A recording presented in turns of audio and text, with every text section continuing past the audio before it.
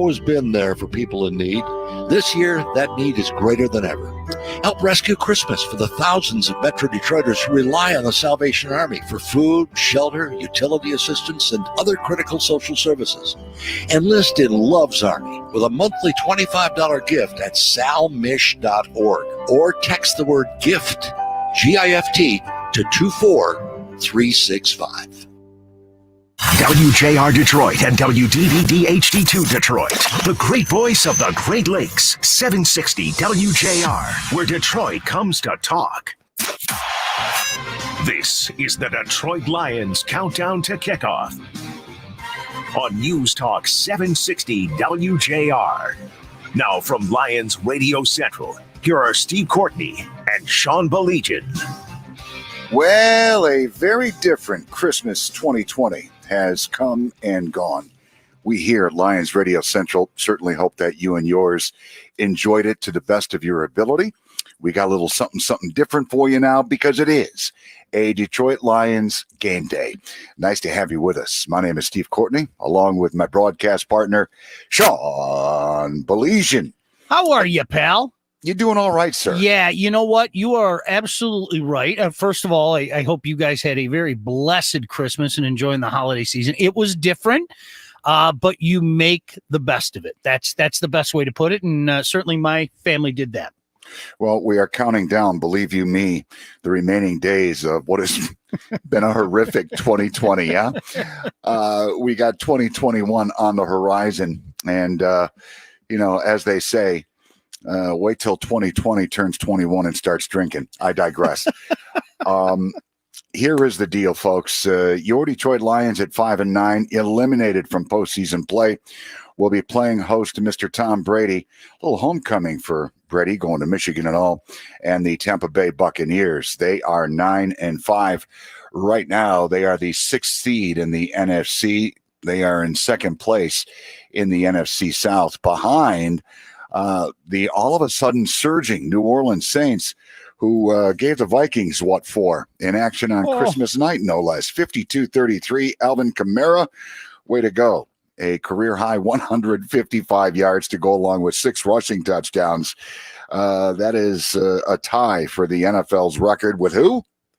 Good old Ernie Nevers with the Chicago Cardinals back in 1929, huh? It was a great game. You and I were there. Took a cold day that day. Ernie Nevers became a household word for a few moments. Meanwhile, as the Lions turn, it has been a dramatic year, that is for sure. And earlier this week, it got a little bit more dramatic because we find out that the young wunderkind special teams coach, Braden Coombs, relieved of his duties. We take you back to the loss in Nashville last Sunday. Early parts of the fourth quarter, Lions looking at a 4th and 4 from their 31. Interim head coach Darrell Bevell was very comfortable sending the Pro Bowler Jack Fox out there to punt it away. Lions down by 14. I think there was like 12 minutes or so left. In any event, Braden Coombs had other plans. He dials up a fake. It looked like for a minute there, C.J. Moore, Sean, had the line to gain. That was not the case. And what we had there was a blatant act of insubordination. It's kind of bizarre because Darrell Bevell is the interim coach, but he went to President Rod Wood and the powers that be and said that this just can't happen. And it couldn't. And he was relieved of his duties. Surprised by that, Sean? No, because, Steve, you know what? At the end of the day, I think what has surprised me is the last few days, some people that I normally really respect their opinion, some people almost trying to justify what Coombs did. And I look, put this in perspective. If this is your job and your employer and you disobey a direct order, what's going to happen to you? chances are you're going to lose your job. That's just the way it is. And, some people were trying to justify it. And, I saw some of those justifications this past week on social media, and I was dumbfounded at it. And look, by all accounts, this is a young man that has a bright future ahead of him. Let's be honest, of the myriad of problems that have plagued the Lions this year, special teams really hasn't been one of them. I mean, he's done a good job, but when you do something like that in the National Football League, chances are you're going to lose your job. And that's exactly what happened to him. Well, and Darrell Bevell was asked after the ball game, why he didn't challenge that. And this is where I think the plot thickens. Coach Bevell said that upstairs they had a couple of good looks and it didn't seem worth reviewing. In other words, the Lions would have lost the challenge. Let me ask you this. Is there a chance that Darrell Bevell didn't want to review that particular play because by doing so, he would be justifying the act of insubordination? Yeah, you know what? It's very possible. No doubt about it. I mean, look, at the end of the day, you have to do what's best for your football team. Would I have challenged it? Absolutely, I would have challenged it.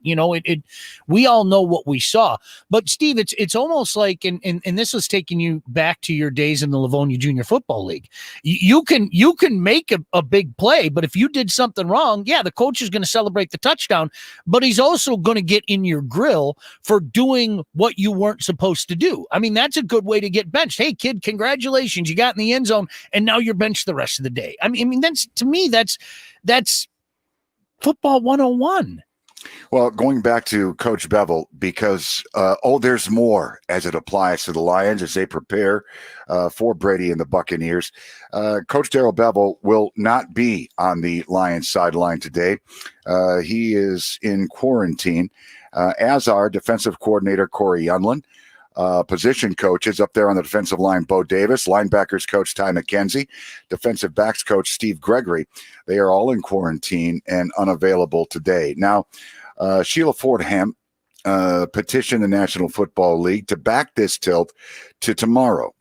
The NFL, citing TV obligations, said, no, you're going to tee it up 1:00 Saturday. Now, let me tell you this, and this is just a gut feeling. If the Lions were in contention for a postseason, if this game meant anything to the Honolulu Blue and Silver, and the NFL still said no, I would be apoplectic. And I don't throw $5 words around all that often. But is this a blatant disregard by the National Football League to the Lions? You don't have your coaching staff. It's a joke. It's an absolute joke. And what they are saying is, look at our idea of the NFL Network and having the Saturday game is much more important than anything else. Steve, I'll take it a step further. This is just one man's opinion. I think if this game was Sunday under these circumstances, they would have no problem moving it to Monday. I firmly believe that. But because this is the only show in town right now, this Saturday afternoon, and there's another game coming up, obviously later on today, I'm convinced that because of the date and time this game is being played, that's why this game is being played today. If this was but one of a few 1:00 games on Sunday, well, I'm convinced they move it to Monday. And that's a shame. I think it's a joke. I think it's a bad look on the National Football League. So you're going to have Robert Prince, the Lions wide receiver coach. In essence, he is going to be the interim head coach. You don't come across that all that often, and I'll let you know, quarterbacks coach Sean Ryan will call the offensive plays. It is an absolute mess. We have much more to discuss as we continue to count you down to Lions Buccaneers. Don't you dare go away. Much more to listen to like this. What else is going on with the Lions today? We're 3 hours away from kickoff at Ford Field. For a preview of today, it's Lions Today. Here's Nick Roddy. The Lions and Buccaneers are getting ready to meet for the 59th time in NFL history, and Detroit leads the all-time series 32-26. In a week that will go down in Detroit Lions history, interim head coach Darrell Bevell will not be at the stadium due to COVID contact tracing, as well as some of his assistant coaches. So get ready for quite a different coaching staff against Tampa Bay. Myself, Corey Unlin, the defensive coordinator, Bo Davis, Steve Gregory, and Ty McKenzie will not be able to coach in the game due to the contact tracing protocols. I know the big questions after that is like who's taking over what. And so what's going to happen is Robert Prince, who's our wide receiver coach, he will take over the head coaching duties as far as the game management. Our quarterback coach, Sean Ryan, he will call the plays for the offense. Evan Rothstein, who has been here for 9 years as the head coach, assistant, and research analyst, he will be calling the plays for the defense. Different guys will be stepping up. Tony Carter, our defensive assistant, he'll work with the defensive backs. Our director of football research, Dave Carrero, will work with the linebackers. And Ty Warren, who's our William Clay Ford minority coaching assistant, he'll work with the defensive line. The Lions aren't looking to make any excuses, and quarterback Matthew Stafford says the team will just have to adapt. It's been that way all season. I was locked in a hotel room for a week not too long ago too, so we've all been there taking our turns. It's not easy, it's not fun, it's understandable. We're trying to do what's right, trying to keep everybody safe in this building, but at the same time, it's difficult, yeah, but there's plenty of teams in the league that have dealt with these things. We're just one of them at this moment. It's on us to make sure that we're prepared and ready to go play well. Defensively for Detroit, they're going against one of the all-time greats in Tom Brady. And safety Duron Harmon says they're up for the challenge. Think about it, man. They had 3 number 1 receivers and had 2 number 1 tight ends in Gronk and Brady. So we know that it's a big challenge, but, we're looking forward to it. We're looking forward to going head-to-head with one of the most talented offenses and the most explosive offenses and see what we stack up against. That's the Lions Today. I'm Nick Roddy.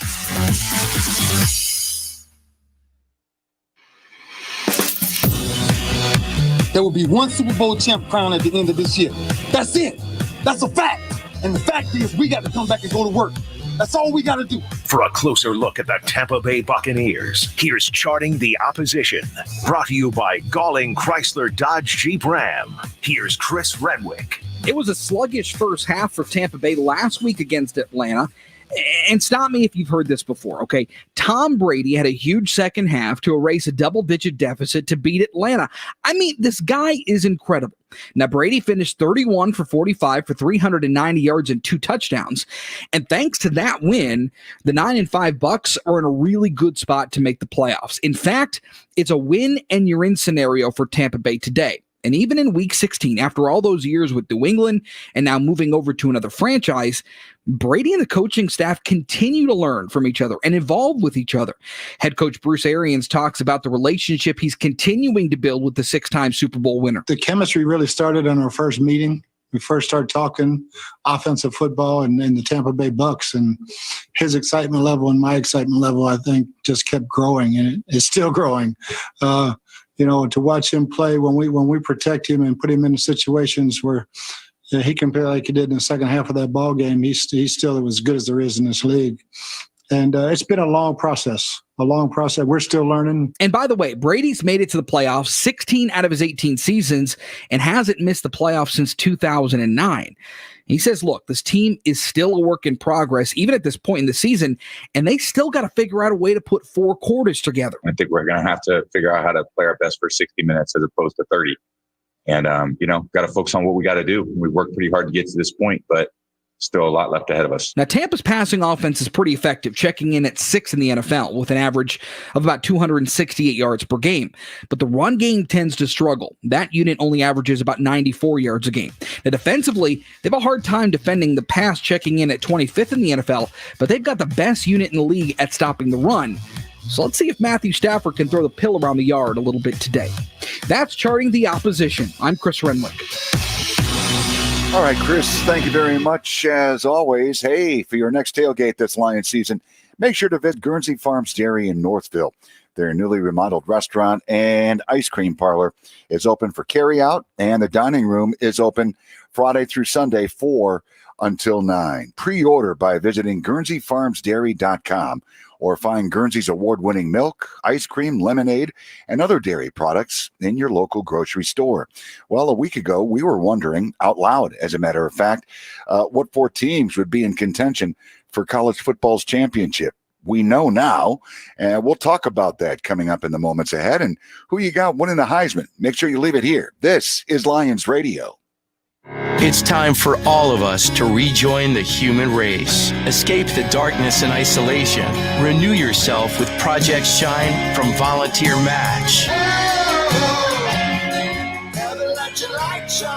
Give what matters most. Your time, effort, and love as a volunteer in the community.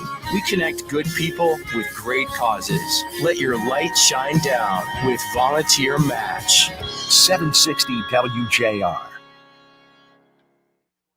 Project Shine makes it easy for good people to connect with great causes. Let your light shine down. Visit Volunteer Match and brighten someone's day today. 760 WJR.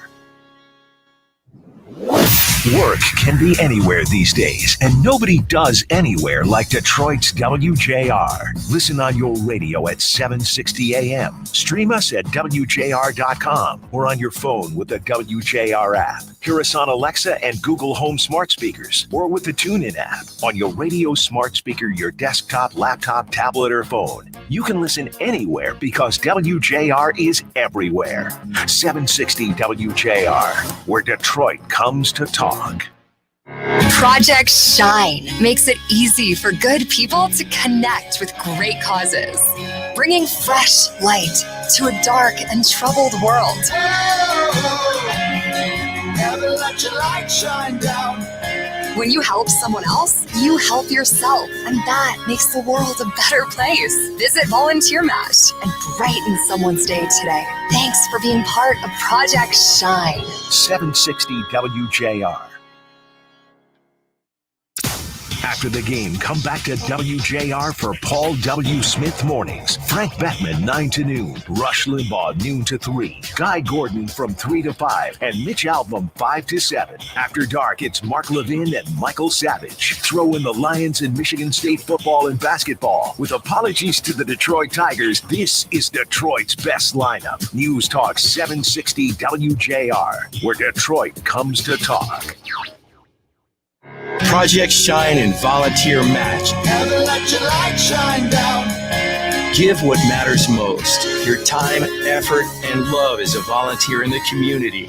760 WJR. Hey Lions fans, want to be at Ford Field for every home game this season? You still can. Show your Lions pride with a custom fan cutout. All proceeds benefiting Detroit Lions charities.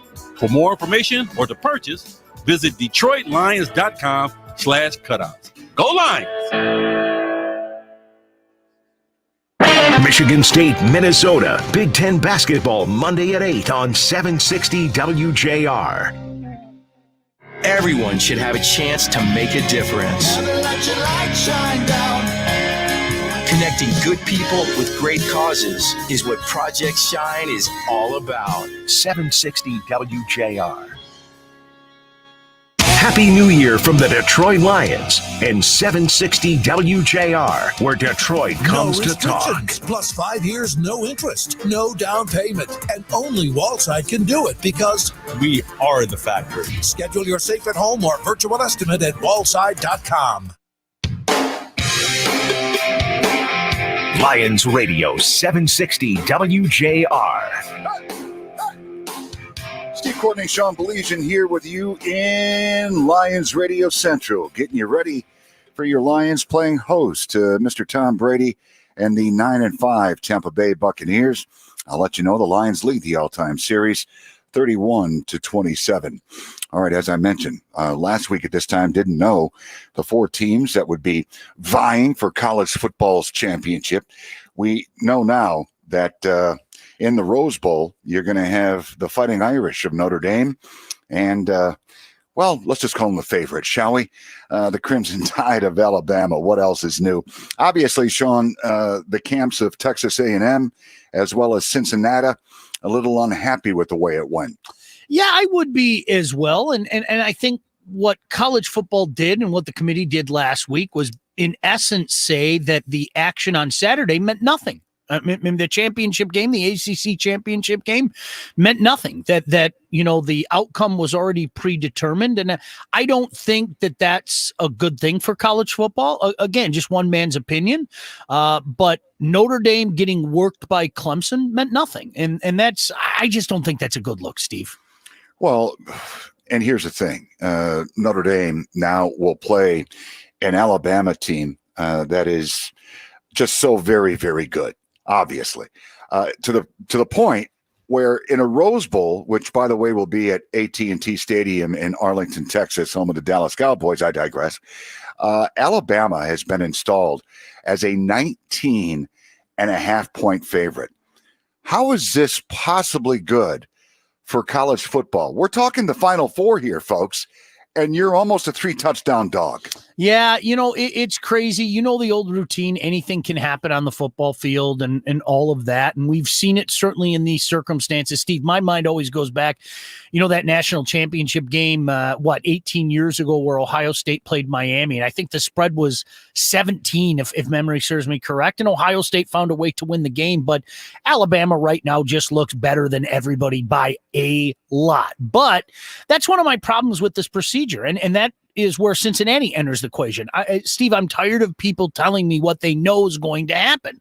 Why not give these student athletes an opportunity to prove it on the field? The fact that Cincinnati never got a chance to prove it on the field, and you know what? If they lose, then you can say, well, I told you so. But we don't know that. And I think that's part of the problem in the BCS era. And suddenly it's now creeping in to this college football playoff era as well. Meanwhile, Notre Dame head coach Brian Kelly saying, look, Alabama's darn good.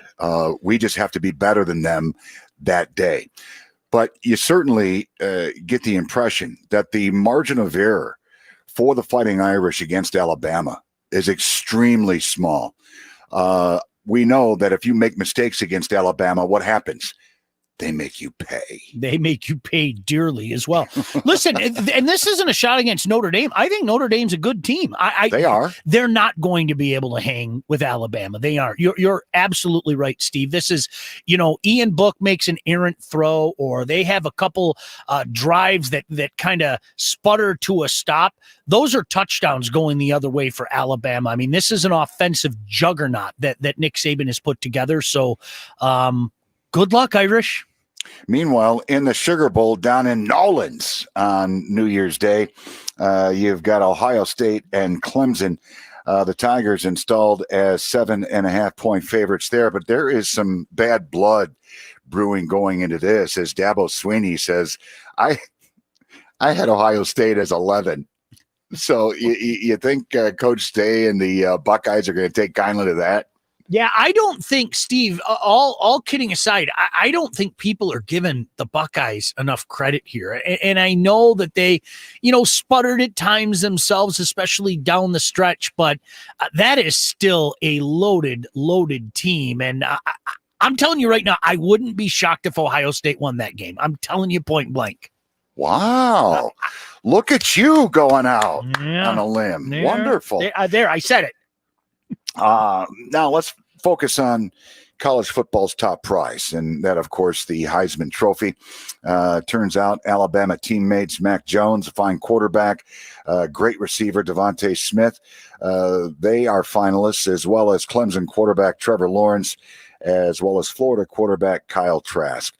The Heisman Trophy, by the way, will be awarded January 5th in a virtual ceremony like everything else these days. That will begin on ESPN at 7 o'clock again on January 5th. It wasn't all that long ago, partner, that we had Trevor Lawrence just running away with it, but he misses 2 games because of COVID. My question becomes, will those in charge take a look at his body of work when he did play? Or because he lost 2 because of COVID, are his chances over? And some are saying that maybe Devontae Smith will get the nod. Yeah, Steve, it's an interesting quandary because you never know how each Heisman voter is going to vote. A lot of guys, and I don't agree with this, but a lot of guys make the decision that it's almost like a lifetime achievement award for some of these guys, and I don't agree with that logic in any way, shape, or form. One man's guess, I think that it's going to cost Trevor Lawrence this year. I really do. I think it's going to cost Trevor Lawrence this year. Meanwhile, Mr. Smith is hoping to become the first non-quarterback to win the Heisman since Alabama running back Derrick Henry back in 2015. That will certainly be interesting. Meanwhile, it is crunch time as it applies to your fantasy leagues. Got your rosters ready to go? Well, how about a little help? Here's Sean. Here's the Fantasy Football Report, brought to you by Hungry Howie's. Now get any 2 items from the Mix and Match menu for just $5.99 each. That's Hungry Howie's. Here's Sean Baligian. How tough is Matthew Stafford? You saw it week after week after week. I don't think it's ever been on a greater display than what we saw last week. And from a fantasy standpoint, the guy still gets it done. He's banged up. He's got a banged up line, but I'll tell you what, I think you feel safe rolling with Matthew Stafford. Let's see how much they get DeAndre Swift involved this week, both running the ball and out of the backfield. Of course, I've been saying it each and every week, and each and every week he's made me look smart. That's difficult to do, but TJ Hawkinson, I think, is a solid option in a tight end must-start league. Keep an eye on Marvin Jones. Marvin Jones reminding everybody about that little connection that he has with Matthew Stafford. Now, as far as Tampa goes, look, this could be a fantasy bonanza. This is a team with something to play for. I think everybody knows the issues on the Lions' defensive side of the ball.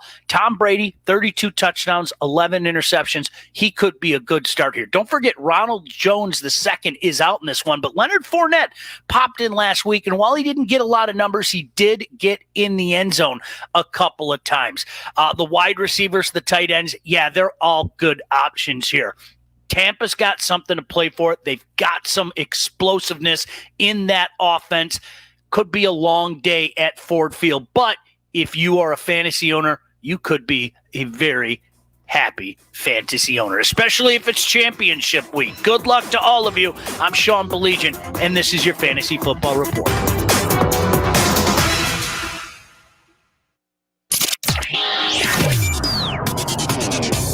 It's time for another page of the NFL Notebook, brought to you by Bill Brown Ford. Who's your Ford dealer? Here's Steve Courtney. Well, what do you say we go back a mere 3 weeks? At that particular point in time, the Pittsburgh Steelers were 11-0, and needless to say, poised for greatness. What's transpired since? Well, rather than clinching the division this past Monday night, the Steelers dropped their third straight in that 27-17 road loss to the Cincinnati Bengals. Oh, and by the way, the Steelers also snapped their 11-game win streak against that franchise from Cincinnati. Now, the Steelers entered that particular tilt a 14.5-point favorite. With that loss, they matched their largest upset defeat since 1966. Now, including the Rams' loss to the Jets last Sunday, Week 15 marked the fourth time in the Super Bowl era that two underdogs of 14-plus points won outright. Let's talk about Ben Roethlisberger, shall we? The 38-year-old QB looked bad in that performance against Cincinnati. As a matter of fact, he put together a performance that led to the worst offensive effort in any first half in his 17-year Steelers career. How about this? In addition to setting new lows in passing yards and yards per play, the Steelers matched their fewest first downs, just 2, and most turnovers in a first half, 3, with Roethlisberger as their starter on their way to that 17-point halftime deficit. Let's stick with Roethlisberger, shall we?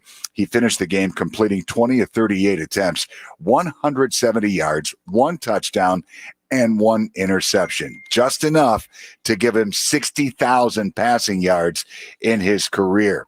By the way, getting back to the turnover situation with the Steelers, the Bengals were more than happy to accept them. They turned the 3 turnovers, the 2 fumbles and the pick, turned them into 2 touchdowns and a field goal to their credit. Now, with that loss, the Steelers, again, 3 weeks ago, 11-0, they dropped to the 3rd seed in the AFC playoff race, and it doesn't get any easier. They'll be teeing it up at home against the 10-4 Colts. Steelers now 11-3. Can you believe it? There are no guarantees in the National Football League. That's NFL Notebook. I'm Steve Courtney.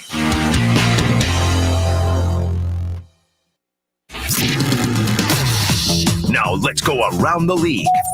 Here's Michael Stantz.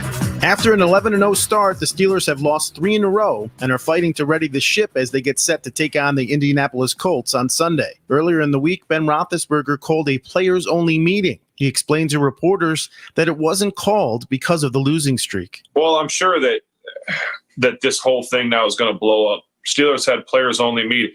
And like I said, that's why I tried to emphasize, and this will never get written, is it had nothing to do with the losses. It had everything to do with where we are and where we're going. We're getting ready to go into the playoffs. So there's a, I had the guys raise their hand, who's played in a playoff game, who hasn't. And it was over half the guys haven't played in a playoff game.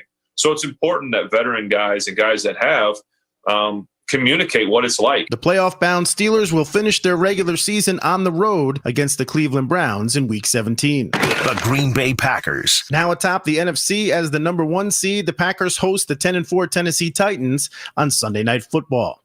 7 Packers made the Pro Bowl this season, including Aaron Jones, Devontae Adams, David Bakhtiari, and Aaron Rodgers. The team has already locked up the NFC North and has yet to lose 2 in a row this season. Aaron Rodgers explained this week how the team has bounced back after losses and has been successful in making improvements throughout the season, and how second-year head coach Matt LaFleur has created a good culture for just that. I think we've done a good job of guys holding each other accountable, and it helps when you have the type of leadership that we do, because there's just no room for the sensitive feelings. It's a professional environment, not a personal environment.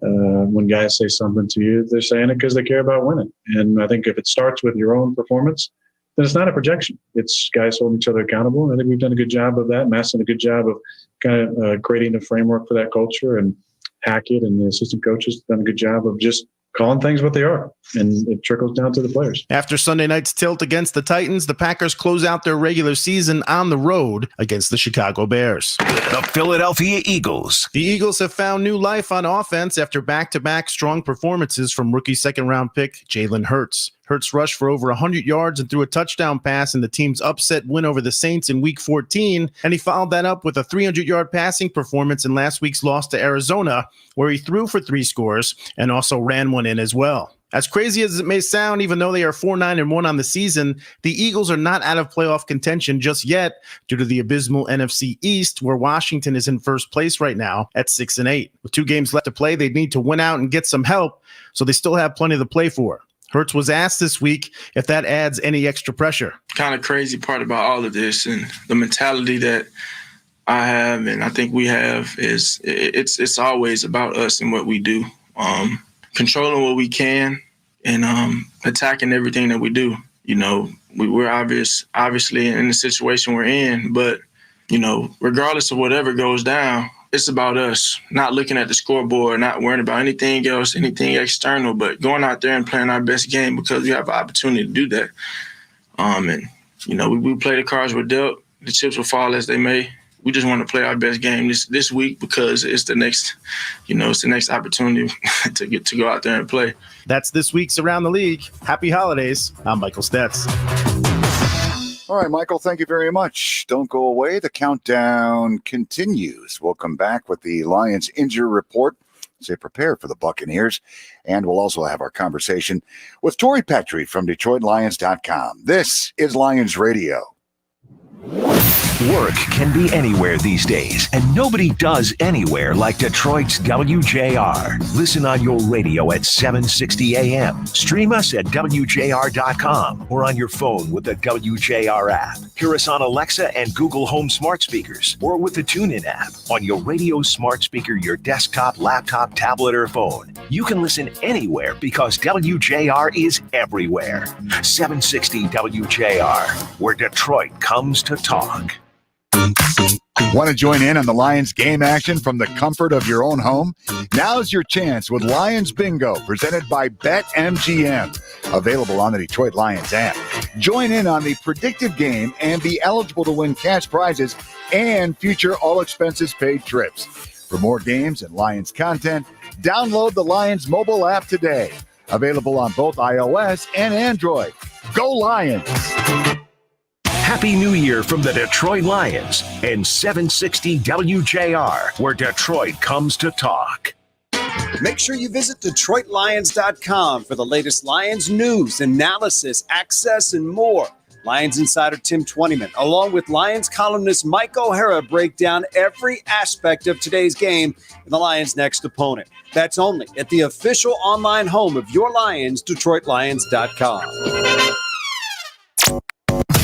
Paul W. Smith Mornings. For regular celebrities, there are two terrible days. There's the first day when they go out, and everywhere they go, as they walk around, there are cameras shooting pictures of them. And the second worst day, that's even worse than the first day, is when they go out and there's no one there. And let's face it, that is the truth. Listen to Paul W. Smith. Then stick around for Frank Beckman, Rush Limbaugh, Guy Gordon, and Mitch Albom. 760 WJR, where Detroit comes to talk. After the game, come back to WJR for Paul W. Smith Mornings. Frank Beckman, 9 to noon. Rush Limbaugh, noon to 3. Guy Gordon from 3 to 5. And Mitch Albom, 5 to 7. After dark, it's Mark Levin and Michael Savage. Throw in the Lions and Michigan State football and basketball. With apologies to the Detroit Tigers, this is Detroit's best lineup. News Talk 760 WJR, where Detroit comes to talk. Project Shine and Volunteer Match. Never let your light shine down. Give what matters most. Your time, effort, and love as a volunteer in the community.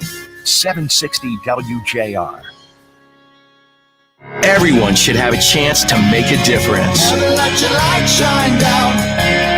Connecting good people with great causes is what Project Shine is all about. 760 WJR. Hey, Lions fans, want to be at Ford Field for every home game this season? You still can.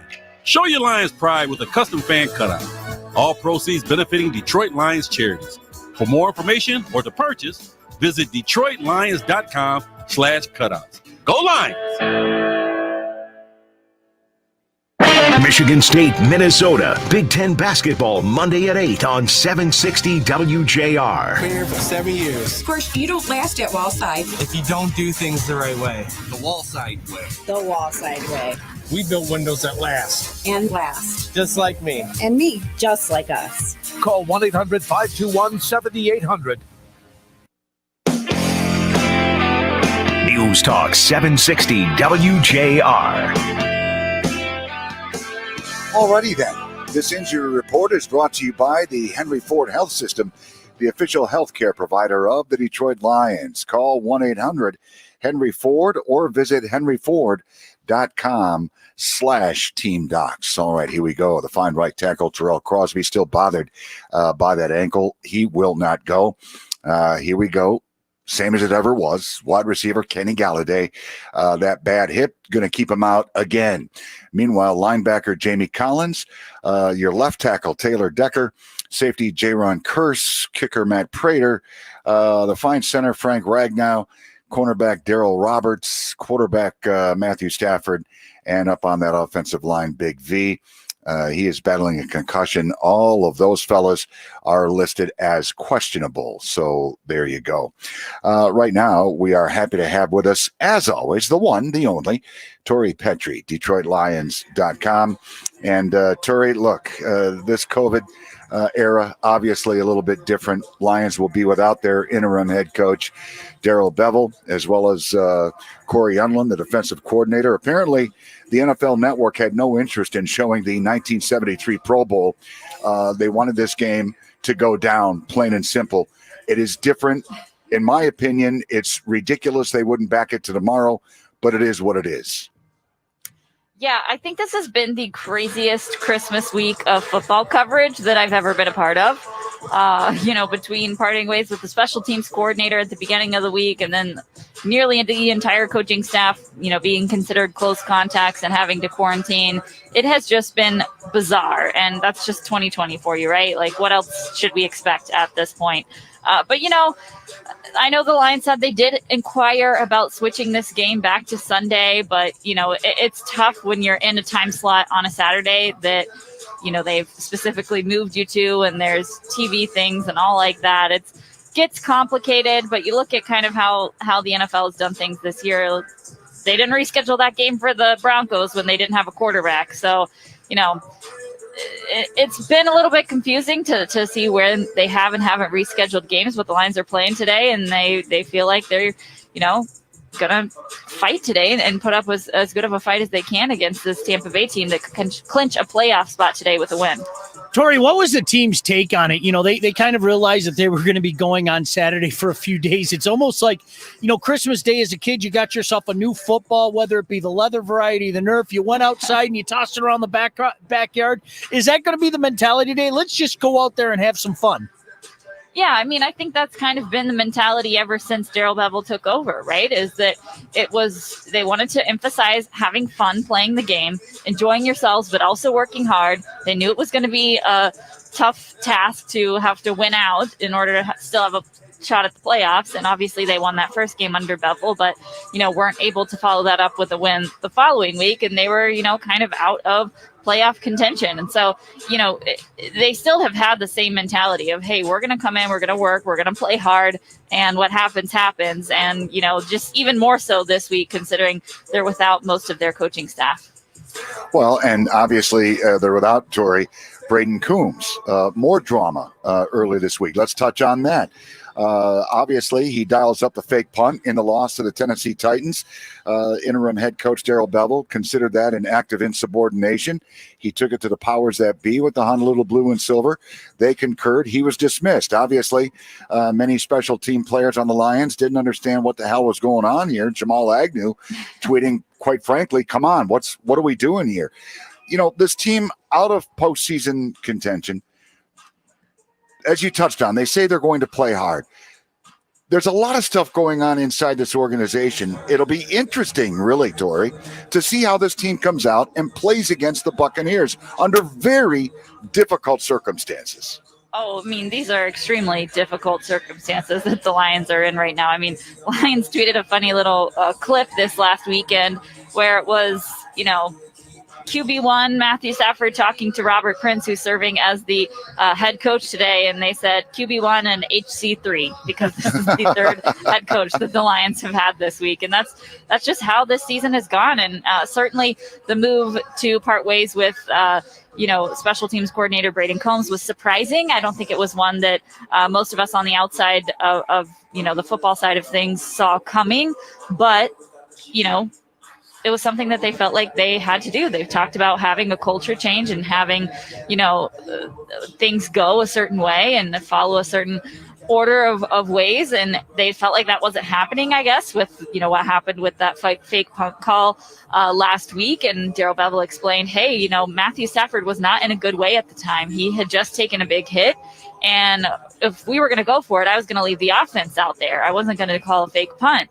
And, it felt like they could turn it over to the defense and still have time to score. They were down 2 scores at the time. So he explained his reasoning and it all makes sense. But, it is what it is. They felt like they needed to make a statement, I feel, with, that making that move. But, the Lions just have to put that behind them because they have to concentrate on what's happening on the field today because they have got a huge challenge in front of them. Even though this Bucs team has been inconsistent at times, they're not something to be taken lightly at all because they have a lot to play for today. They could clinch a playoff spot for the first time since 2007 with a win or even a tie against the Lions today. So it's a tough task. Tori, one last thing quickly. Best Christmas present you got yesterday? Come on, let's get personal for a second. Now, what was the highlight of Tori Petrie's 2020 Christmas? Okay, well, I got a lot of good things. I will say that I came out pretty well at Christmas, and I feel very blessed and thankful. But here's a fun little favorite present. I got a hat with Baby Yoda on it. Oh, wow. Yeah. Isn't Grogu, that something? I guess. Grogu for Christmas. Grogu, All right. But he's still Baby Yoda in my heart, Yes. so I got a little hat with Baby Yoda. Can't help but notice you didn't mention the garden weasel I sent you. I forgot. I should have said that. Tori, thank you so much. Much appreciated. Enjoy the day. Thank you. You do. Tori Petrie from DetroitLions.com spending some time with us. Meanwhile, the countdown well underway. Thanks for being here day after Christmas. Steve Courtney, Sean Baligian here with you. Much more to discuss, and it applies to your Lions hosting the Buccaneers. Don't you dare go away. This is Lions Radio. Michigan State, Minnesota. Big Ten basketball Monday at 8 on 760 WJR. After the game, come back to WJR for Paul W. Smith Mornings. Frank Beckman, 9 to noon. Rush Limbaugh, noon to 3. Guy Gordon from 3 to 5. And Mitch Albom, 5 to 7. After dark, it's Mark Levin and Michael Savage. Throw in the Lions and Michigan State football and basketball. With apologies to the Detroit Tigers, this is Detroit's best lineup. News Talk 760 WJR, where Detroit comes to talk. Happy New Year from the Detroit Lions and 760 WJR, where Detroit comes to talk. It's time for all of us to rejoin the human race. Escape the darkness and isolation. Renew yourself with Project Shine from Volunteer Match. Your light shine down. Give what matters most. Your time, effort, and love as a volunteer in the community. We connect good people with great causes. Let your light shine down with Volunteer Match. 760 WJR. Project Shine makes it easy for good people to connect with great causes through Volunteer Match. Let your light shine down. Open your eyes and open your heart now. 760 WJR. Want to join in on the Lions game action from the comfort of your own home? Now's your chance with Lions Bingo, presented by BetMGM. Available on the Detroit Lions app. Join in on the predictive game and be eligible to win cash prizes and future all-expenses-paid trips. For more games and Lions content, download the Lions mobile app today. Available on both iOS and Android. Go Lions! The Minnesota Vikings and Detroit Lions face off in the finale next Sunday at 1 on 760 WJR.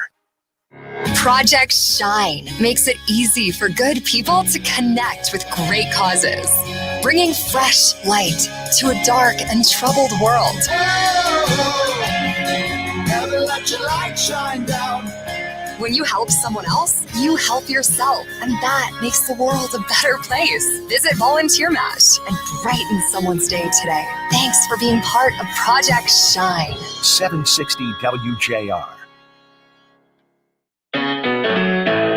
Hey, Lions fans. Want to be at Ford Field for every home game this season? You still can. Show your Lions pride with a custom fan cutout. All proceeds benefiting Detroit Lions charities. For more information or to purchase, visit DetroitLions.com/cutouts. Go Lions! Work can be anywhere these days, and nobody does anywhere like Detroit's WJR. Listen on your radio at 760 AM. Stream us at WJR.com or on your phone with the WJR app. Hear us on Alexa and Google Home smart speakers or with the TuneIn app on your radio smart speaker, your desktop, laptop, tablet, or phone. You can listen anywhere because WJR is everywhere. 760 WJR, where Detroit comes to talk. To a future where affordable, reliable energy doesn't contribute to climate change. Because to lead, we have to do what's right. Learn more at DTECleanEnergy.com. DTE. Lions Radio 760 WJR. Steve Courtney, Sean Baligian back with you here in Lions Radio Central. What are we doing? Well, we're getting you ready for Lions Buccaneers football. As you well know, the Honolulu Blue and Silver eliminated from postseason contention. They're going in 5-9. Meanwhile, the Buccaneers, they are 9-5 right now. Good enough for second place as it stands in the NFC South. Right now, they are listed as the 6th seed in the NFC. They beat the Lions today. They have secured themselves a postseason berth. And, of course, it all begins with Tom Brady, 43 years young. Every once in a while, you kind of look at a Bucs game this past season and you say, you know what? Father Time indeed waits for no one. And then he'll go off and throw 3 touchdowns and 350 yards, what have you. He's 43 right now. He has said, Sean, that he sees himself playing to 45. I guess at this particular point in time, there's no reason to doubt him. No, Steve, there isn't. But you and I having passed that magical number, something happens to your body at 45. There's no other way to say that. And I don't think that Tom Brady's going to be spared of that. Look, he's shown he can still go. Is he the magnificent player that he was even just a few short years ago? No. And, Torrey was talking about it. As Tom Brady has gone this year, the Bucs have gone. When he's been inconsistent, they've been inconsistent. Look, there was a time about a month ago where I think a lot of people thought, okay, the Bucs are the best team in the National Football League. And then they went through a tough spell. They had to have another incredible comeback just last week and everything. But this is still a very, very dangerous team. Make no mistake about that. Just a reminder, the Sam Bernstein Law Firm is the official legal team of the Detroit Lions Radio Network, Michigan's first family of law. 1-800-CALL-SAM. Let's take a look at some of Mr. Brady's numbers right now. He's throwing at 65.1%. Look at this, 32 touchdowns as opposed to 11 picks. All this from the 6th round pick in the 2000 draft. Interesting. Back in the days when the blowtorch was airing Michigan football, I happened to be in the locker room after Brady's last Wolverine tilt, that overtime win over Alabama in the Orange Bowl. And I'll never forget, standing about 2 feet away from Tom, a reporter asked him, well, now that the college career has come and gone, what are your plans? And I'll never forget Brady's answer. He looked at the guy and said, I'd like to give the NFL a try. I think it panned out, don't you? It was a good decision. I think you could sit back and say that was a wise decision for the Brady clan. And Steve, it is amazing what this guy's been able to accomplish in all his time. I mean, I don't know about you. That's a lifetime ago. Thinking about his days at Michigan is a lifetime ago. And he's still one of the most dynamic sports athletes in the world today. I mean, he really has become kind of a world brand and everything. So it's been special having an up-close view, I'm sure, as you did. How are you looking at this Buccaneers team? Again, with a win in this, their 15th game of the year, they can secure a postseason spot. Going in at 9-5. They have put together some personnel. I mean, when Brady signed with them, life as we knew it stopped because that's all you heard about. Then they bring Rob Gronkowski. Brady talks him out of his retirement. At 9-5, are you looking at them as a potential upswing in the postseason, or are they a disappointment? You know what? They have the capability of knocking off anybody. They really do. I have my doubts about that, Steve, only because they have been so incredibly inconsistent this year. They really have been. I mean, it's been up and down. And as I said about a month ago, I think a lot of people, yours truly included, said, look out, this is the best team in the NFC. Now they're just one of the teams. We'll truly see if playoff time is Brady time in the NFC. Well, he's got some tools. There's no question about it. Wide receiver Mike Evans, 779 yards receiving to go along with 11 scores. Chris Godwin has had some injury situations, 623 yards, 4 touchdowns. The aforementioned Rob Gronkowski, 536 yards, 5 scores. He, the second-round pick back in the 2010 draft out of Arizona. Lo and behold, Gronk is already 31. So many weapons there, and we still haven't scratched the surface of what Antonio Brown could be. You talk about all the antics of Antonio Brown. He's got all the skill set to be still, Steve, the best wide receiver in football. He hadn't played in so long. I think he's still shaking off some of the rust. They're going to be dangerous offensively. Make no mistake about that.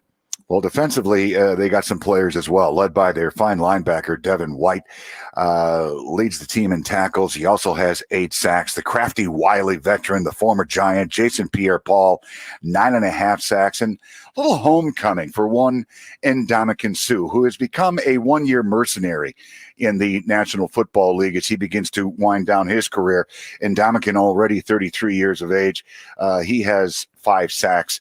You know what? He's not the same as Lions fans remember him while wearing the Honolulu blue and silver, but know this, he is still a disruptive force. Still dangerous, and Steve, you nailed the term mercenary. It's almost like the highest bidder, and he'll do it again next year. Who's going to give him the highest 1-year deal? That's where he's going to go.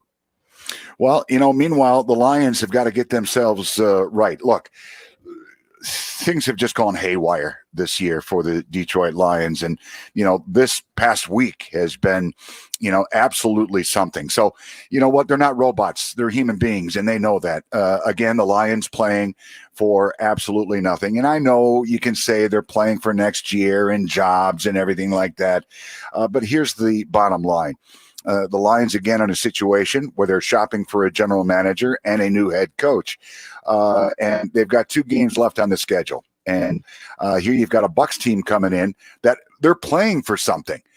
So the Lions got to fasten it up here and get ready to battle here. And there isn't going to be any mercy today. I mean, if they get up in this game, I don't expect them to put the car in cruise control. I expect them to put the foot on the neck until, they're at a point where they can say, okay, let's just start running the ball. You can't do that in the National Football League. I think they have far too much respect for what Matthew Stafford can bring to the table as well. So they're going to be green for go today, Steve. As the injury report, quarterback Matthew Stafford, who has battled the thumb, he's obviously just a trooper. I fully expect him to be in there. And again, there has been so much love sent Matthew Stafford's way this past week because of his ability to find a way to play under adverse circumstances. But again, his future with the Lions in doubt. And I think basically what it comes down to, Sean, is this. 12 years in the league, does he have it within himself to go through this whole GM coach search? Knowing full well that next year is probably going to be a lot like this year, and they're going to struggle. Steve, look, this is a word that nobody wants to say around here, but I think we have to say it. The R word. This is a rebuild. It is. There's so much work that has to be done with this team, especially on the defensive side of the ball. There are a lot of nice pieces on the offense, not just now, but moving forward. And there are a couple pieces, maybe 3, on the defensive side of the ball where you could say, all right, they're not there yet, but they might be in a year or 2. But other than that, boy, there's a lot of heavy lifting on the defensive side of the ball in particular. All right, my friend, we have more to discuss with you as we lead you up to the Lions' 15th ball game of the year. They are playing host to the Tampa Bay Buccaneers, and their quarterback. I'm sure you've heard his name somewhere along the way, Tom Brady. More to share. Don't you dare go away. Just a reminder, this is Lions Radio. Project Shine makes it easy for good people to connect with great causes, bringing fresh light to a dark and troubled world. Never let your light shine down.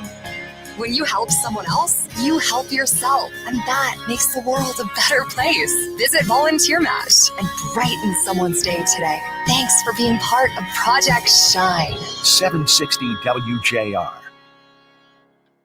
Happy New Year from the Detroit Lions and 760 WJR, where Detroit comes to talk.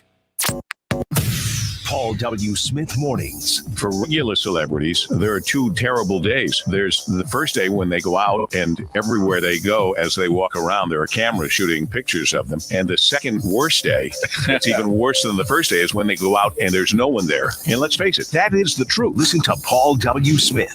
Then stick around for Frank Beckman, Rush Limbaugh, Guy Gordon, and Mitch Albom. 760 WJR, where Detroit comes to talk. Work can be anywhere these days, and nobody does anywhere like Detroit's WJR. Listen on your radio at 760 AM. Stream us at WJR.com or on your phone with the WJR app. Hear us on Alexa and Google Home smart speakers or with the TuneIn app on your radio smart speaker, your desktop, laptop, tablet, or phone. You can listen anywhere because WJR is everywhere. 760 WJR, where Detroit comes to talk. It's time for all of us to rejoin the human race. Escape the darkness and isolation. Renew yourself with Project Shine from Volunteer Match. Give what matters most. Your time, effort, and love as a volunteer in the community. We connect good people with great causes. Let your light shine down with Volunteer Match. 760 WJR. Project Shine makes it easy for good people to connect with great causes through Volunteer Match. Open your eyes and open your heart now. 760 WJR. Project Shine and Volunteer Match. Give what matters most. Your time, effort, and love as a volunteer in the community. 760 WJR. Michigan State, Minnesota. Big Ten basketball Monday at 8 on 760 WJR. Make sure you visit DetroitLions.com for the latest Lions news, analysis, access, and more. Lions insider Tim Twentyman, along with Lions columnist Mike O'Hara, break down every aspect of today's game and the Lions' next opponent. That's only at the official online home of your Lions, DetroitLions.com. Everyone should have a chance to make a difference. Connecting good people with great causes is what Project Shine is all about. 760 WJR. Serve a regular salad, a Howie cookie, and wings.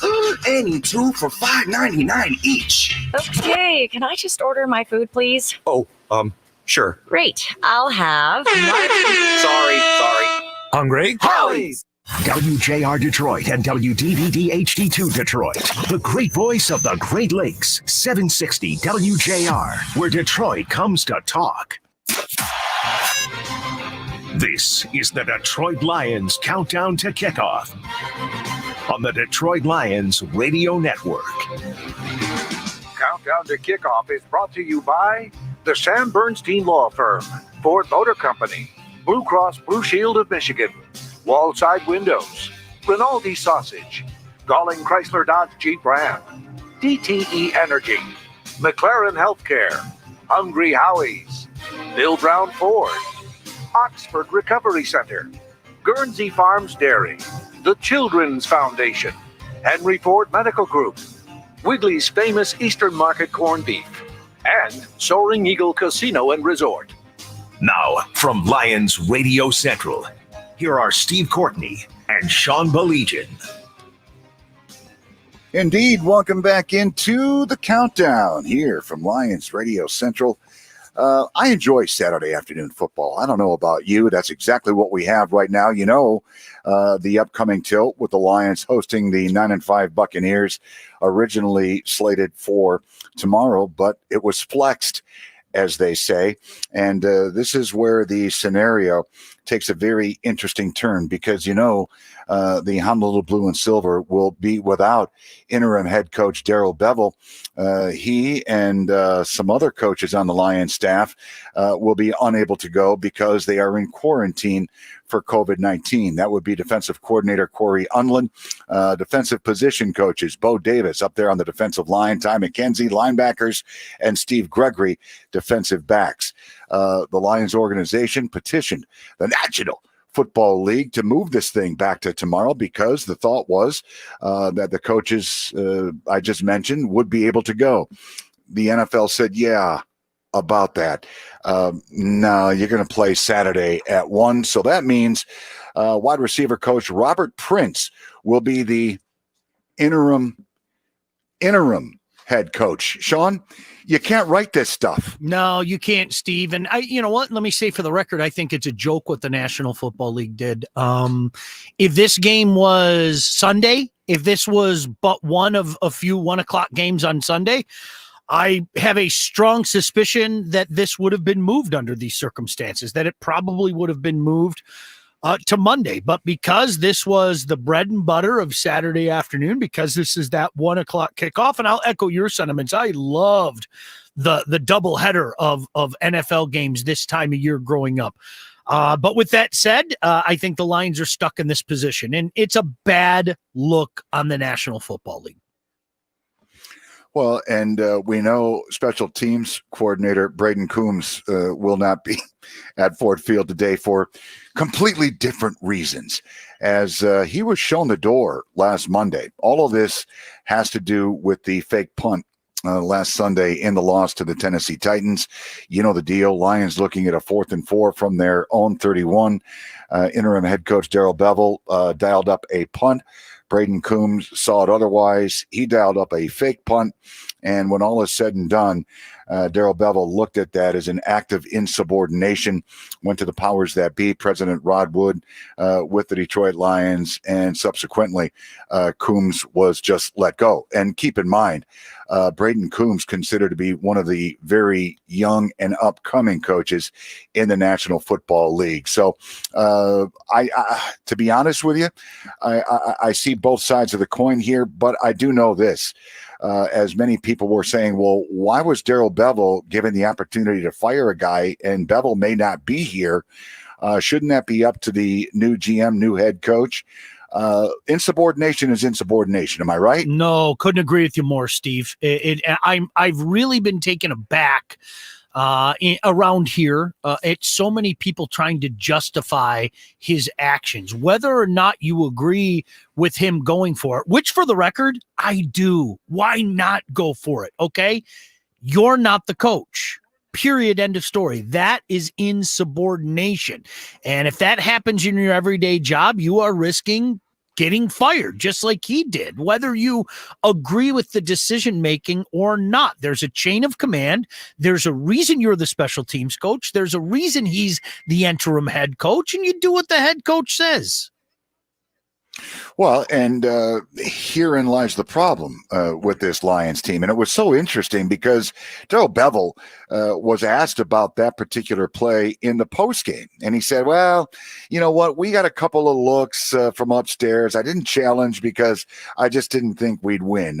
Again, we had a couple of good looks at it. My question is, does he not challenge it? Because that would be, in essence, validating this rogue call from then special teams coordinator Braden Coombs. I don't know. I mean, maybe there's many different ways to look at it here. Conspiracy theories come into play. But you know what, Sean? Depending on who you talk to, I guess Coombs had a difficult side. That's all I'm going to say. Yeah. And it's interesting. It sounds like this wasn't like an isolated incident or anything like that. And Steve, you know what? Even if he got the call right, even if it resulted in a first down, or let's say you punched it in the end zone for a touchdown, it's insubordination. Yeah. Like it isn't rocket science. And Steve, this isn't a matter of opinion. This isn't, well, it's my opinion. No. Come on. You don't do that. Everybody knows you don't do that. And so it's a learning experience for him. All right. Nice to have you with us. Hopefully you and yours had a very nice, albeit different Christmas season. We're getting you ready. Lions hosting the Buccaneers. Plenty to discuss, such as what else is going on with the Lions today. We're 2 hours away from kickoff at Ford Field for a preview of today. It's Lions Today. Here's Nick Roddy. The Lions and Buccaneers are getting ready to meet for the 59th time in NFL history, and Detroit leads the all-time series 32-26. In a week that will go down in Detroit Lions history, interim head coach Darrell Bevell will not be at the stadium due to COVID contact tracing, as well as some of his assistant coaches. So get ready for quite a different coaching staff against Tampa Bay. Myself, Corey Unlin, the defensive coordinator, Bo Davis, Steve Gregory, and Ty McKenzie will not be able to coach in the game due to the contact tracing protocols. I know the big questions after that is like who's taking over what. And so what's going to happen is Robert Prince, who's our wide receiver coach, he will take over the head coaching duties as far as the game management. Our quarterback coach, Sean Ryan, he will call the plays for the offense. Evan Rothstein, who has been here for 9 years as the head coach assistant and research analyst, he will be calling the plays for the defense. Different guys will be stepping up. Tony Carter, our defensive assistant, he'll work with the defensive backs. Our director of football research, Dave Carrero, will work with the linebackers. And Ty Warren, who's our William Clay Ford minority coaching assistant, he'll work with the defensive line. The Lions aren't looking to make any excuses, and quarterback Matthew Stafford says the team will just have to adapt. It's been that way all season. I was locked in a hotel room for a week not too long ago too, so we've all been there taking our turns. It's not easy, it's not fun, it's understandable. We're trying to do what's right, trying to keep everybody safe in this building, but at the same time, it's difficult, but there's plenty of teams in the league who've dealt with these things. We're just one of them at this moment. It's on us to make sure that we're prepared and ready to go play well. Defensively for Detroit, they're going against one of the all-time greats in Tom Brady. And safety Deron Harmon says they're up for the challenge. Think about it, man. They had 3 number 1 receivers and had 2 number 1 tight ends in Gronk and Brady. So we know that it's a big challenge, but, we're looking forward to it. We're looking forward to going head-to-head with one of the most talented offenses and most explosive offenses and see what we stack up against. That's the Lions today. I'm Nick Roddy.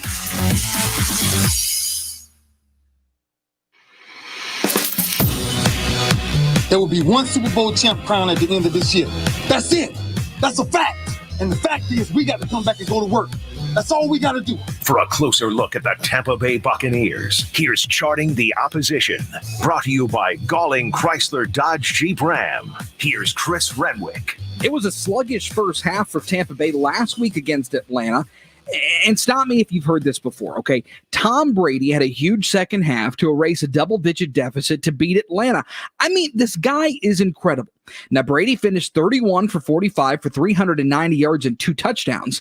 And thanks to that win, the 9-5 Bucs are in a really good spot to make the playoffs. In fact, it's a win and you're in scenario for Tampa Bay today. And even in Week 16, after all those years with New England and now moving over to another franchise, Brady and the coaching staff continue to learn from each other and evolve with each other. Head coach Bruce Arians talks about the relationship he's continuing to build with the 6-time Super Bowl winner. The chemistry really started on our first meeting. We first started talking offensive football and the Tampa Bay Bucs, and his excitement level and my excitement level, I think, just kept growing, and it's still growing. To watch him play when we protect him and put him into situations where he can play like he did in the second half of that ball game, he's still as good as there is in this league. And it's been a long process. We're still learning. And by the way, Brady's made it to the playoffs 16 out of his 18 seasons and hasn't missed the playoffs since 2009.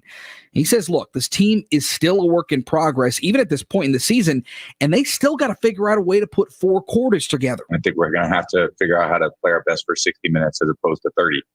And, got to focus on what we got to do. We've worked pretty hard to get to this point, but still a lot left ahead of us. Now, Tampa's passing offense is pretty effective, checking in at 6th in the NFL with an average of about 268 yards per game. But the run game tends to struggle. That unit only averages about 94 yards a game.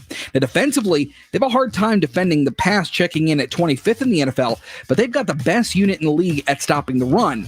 So let's see if Matthew Stafford can throw the pill around the yard a little bit today. That's Charting the Opposition. I'm Chris Renwick. All right, Chris, thank you very much. Once again, we'd like to congratulate center Frank Ragnow, tight end TJ Hawkinson, and first-year punter Jack Fox. They are all Pro Bowlers representing your Detroit Lions, and I got news for you.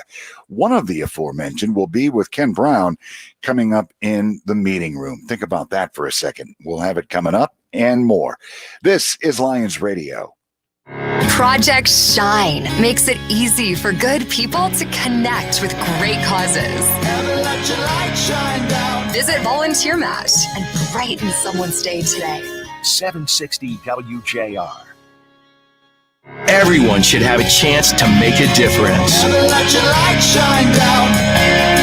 Connecting good people with great causes is what Project Shine is all about. 760 WJR. Michigan State, Minnesota. Big Ten basketball Monday at 8 on 760 WJR. Make sure you visit DetroitLions.com for the latest Lions news, analysis, access, and more. Lions insider Tim Twentyman, along with Lions columnist Mike O'Hara, break down every aspect of today's game and the Lions' next opponent. That's only at the official online home of your Lions, DetroitLions.com. After the game, come back to WJR for Paul W. Smith Mornings. Frank Beckman, 9 to noon. Rush Limbaugh, noon to 3. Guy Gordon from 3 to 5. And Mitch Albom, 5 to 7. After dark, it's Mark Levin and Michael Savage. Throw in the Lions and Michigan State football and basketball. With apologies to the Detroit Tigers, this is Detroit's best lineup. News Talk 760 WJR, where Detroit comes to talk. Happy New Year from the Detroit Lions and 760 WJR, where Detroit comes to talk.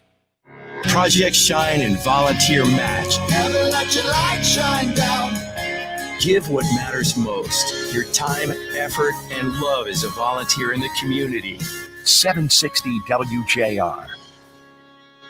The Minnesota Vikings and Detroit Lions face off in the finale next Sunday at 1 on 760 WJR. At 248-486-3636 and learn the many benefits of hyperbaric oxygen therapy or visit OxfordRecoveryCenter.com. News Talk 760 WJR. Wallside Windows is the official window company of the Detroit Lions radio network. We can do that. We are the factory. Time now for a very special edition of the meeting room. It's special. Well, it's always special. But this time around, you see, Ken Brown is with a Pro Bowler. Ken? Now entering the meeting room, a sit down with your favorite Detroit Lions. Here's Ken Brown. We're here on this week's edition of the meeting room. Ken Brown with my special guest, Fox. Jack Fox. Hello, Jack. Hey, thanks for having me. You should be on 24 or something with a name like that. Fox. Jack Fox. That's just the coolest name, man. I just love it. I appreciate it. I love it. We're gonna get you a TV gig after this. And now that we can put on the front of it Pro Bowler, Jack Fox. How does that feel, man? First year guy coming in, the Pro Bowl, even though you're not gonna play it, even though you're not gonna be there. I don't know are they gonna have a celebration for you guys? Yeah, I don't know a whole lot about it yet, but I think we're doing some sort of like Madden tournament. Other than that, I have no idea. Not the same, though, Madden tournament. What was your reaction when you found out? Man, I was just so excited. The whole thing is still pretty unbelievable to me. And I was just really proud of the other guys on our punt unit and just really excited. People don't realize, I think punting is the hardest position to get in the pros. There's only one of them. There's only 32, and punters, you play a long time. So the opportunity to be a punter in the league is hard. Do you guys, punters, ever get together and discuss this? Yeah. It's actually pretty funny. We, like this offseason, I was living in an apartment with like 3 other punters. The guy from the Raiders, the guy from the Chargers, and the guy that was competing for the Chiefs job. So it's true. It's like a small fraternity of guys. So we have a bunch of like punting stuff to talk about, and it's real fun. I could just imagine a bunch of punters hanging out. I mean, what do you guys do, man? That's just I didn't know you was a group, man. You guys just Hey, we punted and we talked about punting. Nobody else wants to hear about punting, so we had a lot of stuff to talk about. Wow, that's a long way from Dallas, Texas to the Pro Bowl, though. You were with Kansas City earlier, and then I guess the Dustin Colquitt got hurt, so you thought you might have got in then, right? That was you were getting ready to, probably take over for a couple of weeks there for your first NFL action. How did that work out, and how did that prepare you for what happened after? Yeah, it definitely prepared me. I was Dustin tweaked his quad that week, so I got all the practice reps and I was ready to go if they needed me. Dustin ended up being all right, and he punted in the game, but.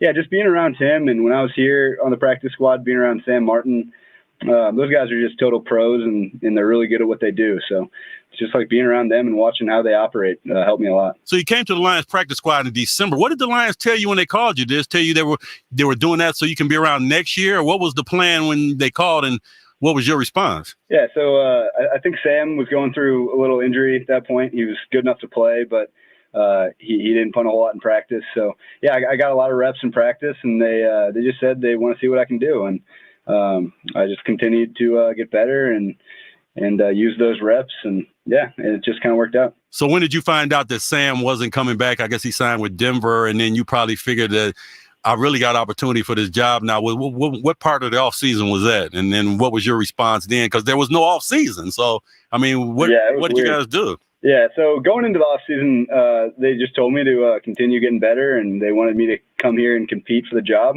They didn't really tell me who I was competing with, but once I saw Sam signed with Denver, I knew I was going to have some sort of competition, and Aaron ended up being a really, really good competition. So, he also helped me get a lot better, and yeah, I just did my best. Is punter a position of confidence? And the reason I'm asking you that is because you get the job after training camp. The first couple of games, I mean, you are booming the ball.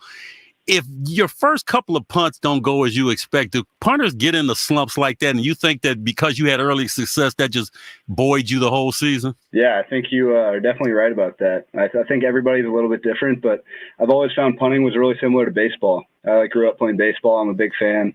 And it's just really similar. In baseball, you have about 5 at-bats a game. In punting, you get about 5 punts a game if you're lucky. And, it's just kind of an up-and-down deal. Some guys are real streaky, and it's a big confidence thing. So if you have confidence, it's one of the easiest jobs in the world. But if you don't, it turns into the hardest job. So, yeah, it's definitely a little bit up and down, and confidence is a big key in the whole thing. And I know I've read your college career. You were a kicker and a punter. Did you like one better than the other, or are they both the same to you? Yeah, I like punting a lot more. There's definitely some pressure in punting, but it's nothing like kicking. Kicking is just so hit or miss. If you like, obviously there's really no in between. Punting, you can have kind of an average punt. Most people won't even notice, and it feels like there's a little bit more leeway for error when it comes to punting. So I always like punting a little bit more. When you're punting, do you know if a kick's going to get blocked? I always wanted to ask a punter this. You see the guys come from the side or whatever, but can you tell as you're getting ready to punt that this one might not make it? Or is this just something that just happens real fast and you don't even know it? Yeah, so when I get out there, I can kind of see what kind of look they give us. Like if they're coming after it and trying to block it, I'll know. And I can usually go a little bit faster if I know they're coming. But if somebody just beats their man and kind of has a free shot at blocking it, I usually won't know because I'm watching the ball and I catch it and then I'm just watching the ball out of my hand. So I'm really not paying attention to anybody else. Have you ever thrown out of the punt formation? I know probably not in the pros, but in college, have you had to toss one? Yeah, we had a fake punt in college. Hopefully we run one in the pros at some point, but you got the good arm to get it out there? Because, we're going to have to send somebody deep now when they got you doing that. Oh, yeah, I think I do. All right. I was thinking about Rice the other day. I know Rice used to be in the Southwest Conference, and you were there. They were in Conference USA, though. Now, when you're at school, did they still always talk about the old Southwest Conference days? Because that was a legendary conference. Oh, yeah. All the old alumni football players always come back and tell us all these stories about the Southwest Conference and about playing Texas and all those big teams. And, yeah, it sounds like it was a lot of fun back then. All right. And I got to ask you in all truthfulness, when you first got the job, they said, Jack, you're going to punt this year.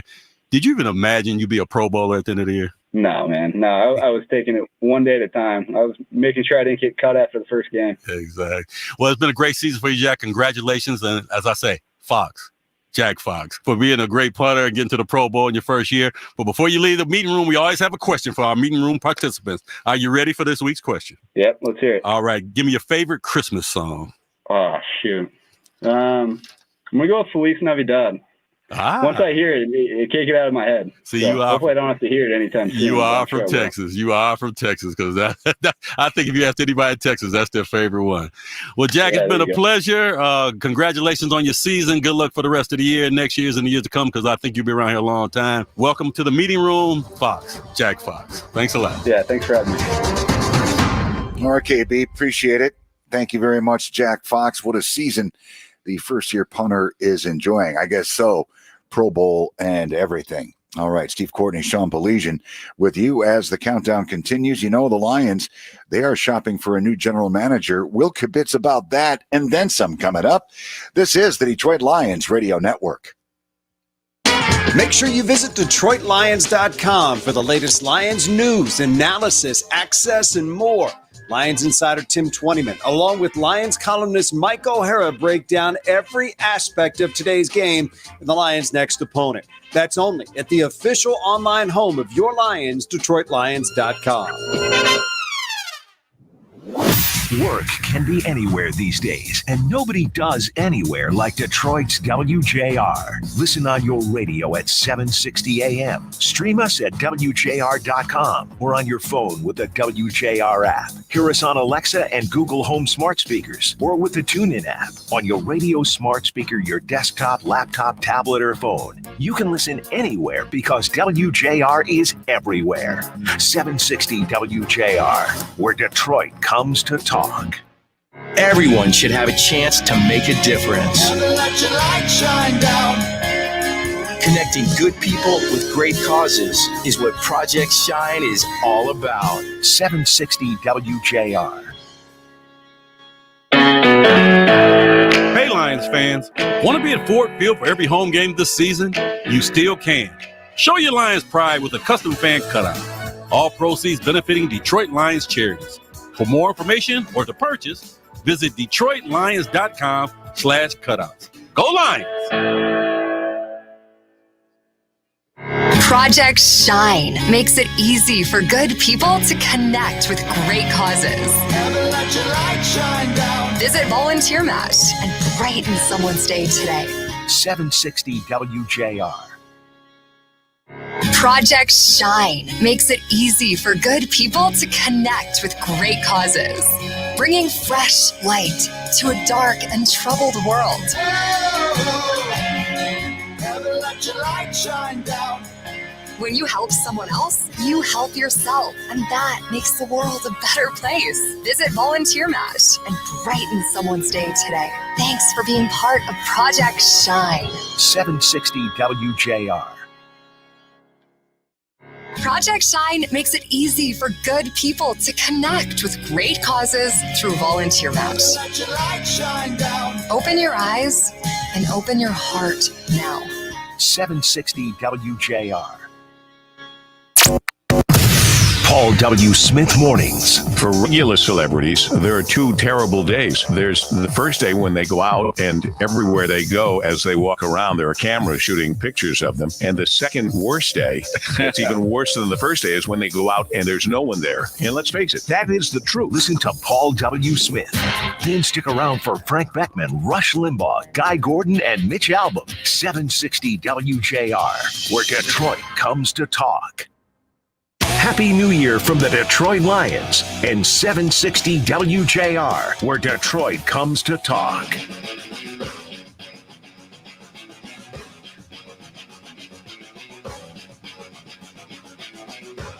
The countdown continues, coming up in mere moments. Your 5-9 Detroit Lions playing host to the 9-5 Buccaneers. Tampa Bay wins. They are in the NFL's postseason. The Lions, meanwhile, another year of being on the outside looking in. Now, Sean, we know the Lions are shopping like some other clubs for a general manager. And owner Sheila Ford Hemp, when asked about how this all applies to number 9, Matthew Stafford, she said, look, whoever we bring in as GM will determine that. Interesting. One of the fellows that they interviewed for that GM job, ESPN analyst Louis Riddick, said on national television, Get Up, as a matter of fact, this past week, that Stafford should stay as the Lions quarterback in 2021 and beyond, saying that they build around him. Detroit will be just fine.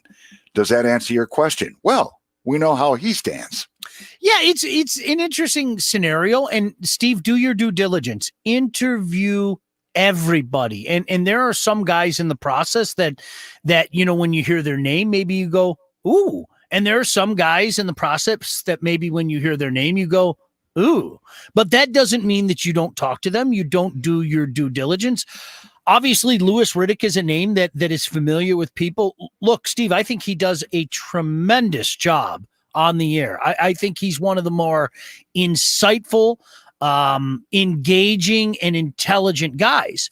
However, and you knew there was a however coming. Yes. I think there's a reason that he hasn't been working for a team for 8 years. And it's not like he hasn't tried to get a job. It's not like he hasn't politicked for some jobs and everything. And that's a red flag to me. That's a red flag to me that this guy hasn't been with a team for 8 years. I agree with you. I think Louis Riddick, and I've watched him for years, I find him to be very insightful. I find him to be very knowledgeable.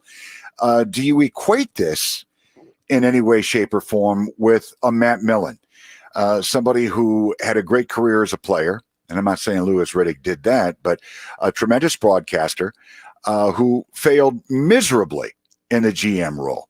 Any comparisons? Yeah, I think, that's automatically going to happen. I'll give Louis some credit. He did work with a couple of front offices. Everything that I saw was more a pro personnel guy. How much does he know about, the NFL scouting game? How much has he done of it from the college level? I don't know, but I do know this. If he was the director of pro personnel in Philly, much was made about all their free agent acquisitions heading into the 2011 season. And some people in the Philadelphia area even went as far as to call them the assembled dream team. And that team fell flat on its face. So, again, I understand why his name is hot. I think he's tremendous on television. I really do. But that doesn't make him a good general manager or a good general managing candidate. For the record, Louis Riddick is one of 7 people known to have interviewed for the Lions GM job, along with in-house candidates Kyle O'Brien, Lance Newmark, and Rob Lohman, and former GMs with a resume, Rick Smith, Thomas Dimitroff, and Scott Pioli. Dimitroff is very interesting because why? Well, he built a Super Bowl contender in Atlanta. They collapsed, but he got them there. Yeah, and you know what? That was a team, Steve, if you remember, a lot of people thought that was a team that was going to be at a highly competitive level for many, many years. Their head coach at the time, people thought was, the next anointed genius and everything. Obviously, it fell apart, but Steve, I respect that the Lions are doing their due diligence. I think it's the silly one that jumps up and says, nope, this is the guy we want. This is the guy we want. Let's put a circle around him. Maybe that guy already exists. I don't know. But to me, you are doing the job thoroughly when you go out and you vet these guys and you do your due diligence. Well, Lions president Rod Wood has said the next Lions GM will be the guy that the Lions need. You read it between the lines to say, they were consulted on the Bob Quinn selection, and maybe they potentially knew that Quinn wasn't the guy they were actually looking for. I don't know. Yeah, I don't know. I will say this, and Steve, you know how it is. There's a time-honored decision by a lot of people in this town. Once a guy is done, to flee from that guy. I really liked Bob Quinn. I thought Bob Quinn's vision for this team was the right vision for this team. He just didn't make it happen. And as well as I do, there are people, I've never been a Quinn guy. Yes, you were. I don't think his vision of the team was wrong. The way he went about getting it was obviously where the fail came in. But I don't think there's anything wrong with a guy coming in saying, we are going to build through the draft. We are going to make every one of our picks count. And this is how we want to build a championship and a lasting thing. I don't think there's anything wrong with that logic. All right, Lions Nation, stick around. We will have the inactive list and chat with our NFL insider, Tim Twentyman from DetroitLions.com. That's on the horizon. This is Lions Radio. The Minnesota Vikings and Detroit Lions face off in the finale next Sunday at 1 on 760 WJR. Project Shine makes it easy for good people to connect with great causes through Volunteer Match. Open your eyes and open your heart now. 760 WJR. Work can be anywhere these days, and nobody does anywhere like Detroit's WJR. Listen on your radio at 760 AM. Stream us at WJR.com or on your phone with the WJR app. Hear us on Alexa and Google Home smart speakers or with the TuneIn app on your radio smart speaker, your desktop, laptop, tablet, or phone. You can listen anywhere because WJR is everywhere. 760 WJR, where Detroit comes to talk. Paul W. Smith Mornings. For regular celebrities, there are two terrible days. There's the first day when they go out, and everywhere they go, as they walk around, there are cameras shooting pictures of them. And the second worst day, it's even worse than the first day, is when they go out and there's no one there. And let's face it, That is the truth. Listen to Paul W. Smith. Then stick around for Frank Beckman, Rush Limbaugh, Guy Gordon, and Mitch Albom. 760 WJR, where Detroit comes to talk. Happy New Year from the Detroit Lions and 760 WJR, where Detroit comes to talk. Michigan State, Minnesota, Big Ten basketball Monday at 8 on 760 WJR. Make sure you visit DetroitLions.com for the latest Lions news, analysis, access, and more. Lions insider Tim Twentyman, along with Lions columnist Mike O'Hara, break down every aspect of today's game and the Lions' next opponent. That's only at the official online home of your Lions, DetroitLions.com. Banking, fundraising, and advocacy. As you consider your year-end giving, I invite you to join us in our efforts. Learn more at yourchildrensfoundation.org. Lions Radio 760 WJR. Welcome back in. Today's Inactive List is brought to you by Oxford Recovery Center, where healing begins. All right, for the Lions, not able to go against the visiting Buccaneers. Center Frank Ragnow, wide receiver Kenny Galladay, right tackle Terrell Crosby, linebacker Jamie Collins, defensive tackle Frank Herron, up on the offensive line, guard Logan Stenberg, and safety J-Ron Curse, all inactive. That's where we begin our conversation with the fine NFL insider. His name is Tim Twentyman, DetroitLions.com. Tim, first of all, how are you? Hopefully you had a nice Christmas season, sir. Yes, I did, and hopefully you guys too. Is that a new tie? It is. You like that one? Santa, Santa came to the 20-minute house this year. So, yeah. Very good. Obviously, Yeah, crazy goings on with this Lions team this past week. Well, I guess rather ho-hum. You lose your offensive or your special teams coordinator. You've got a full coaching staff that will not be on the sideline at Ford Field today because of COVID. The Lions, Tim, petitioned the NFL to move this thing back to tomorrow where it was originally scheduled. The NFL said no. That's where we stand. Rather bizarre. Yeah, it was a strange week. Let's just say I was busy. Busy week on Zooms and trying to figure all this stuff out and who would do what. And but look, it is what it is, right? This has been a crazy year. It's been a crazy season, and it's going to be a crazy ending for the Detroit Lions. And that's just 2020 in a nutshell. But I don't think the process in terms of calling plays and stuff will be terribly different. Rothstein's a guy who's been around a long time. He was Patricia's right hand man. He knows his defense, and so I don't think much will change there. And then you've got a 12-year vet in Matthew, and he's been around Sean Ryan for a long time. And I think he can get in and out of plays, and it's more just getting certain personnel packages in. That'll be important. But the play calling stuff, I don't think will be a big issue. Tim, is this really just as simple as this game was on Saturday, so therefore we have to go with it? If this was still a Sunday game, do you think this may have been pushed? I hate to ask you to speculate, but really, is it that simple? This was Saturday at 1, so we're going Saturday at 1?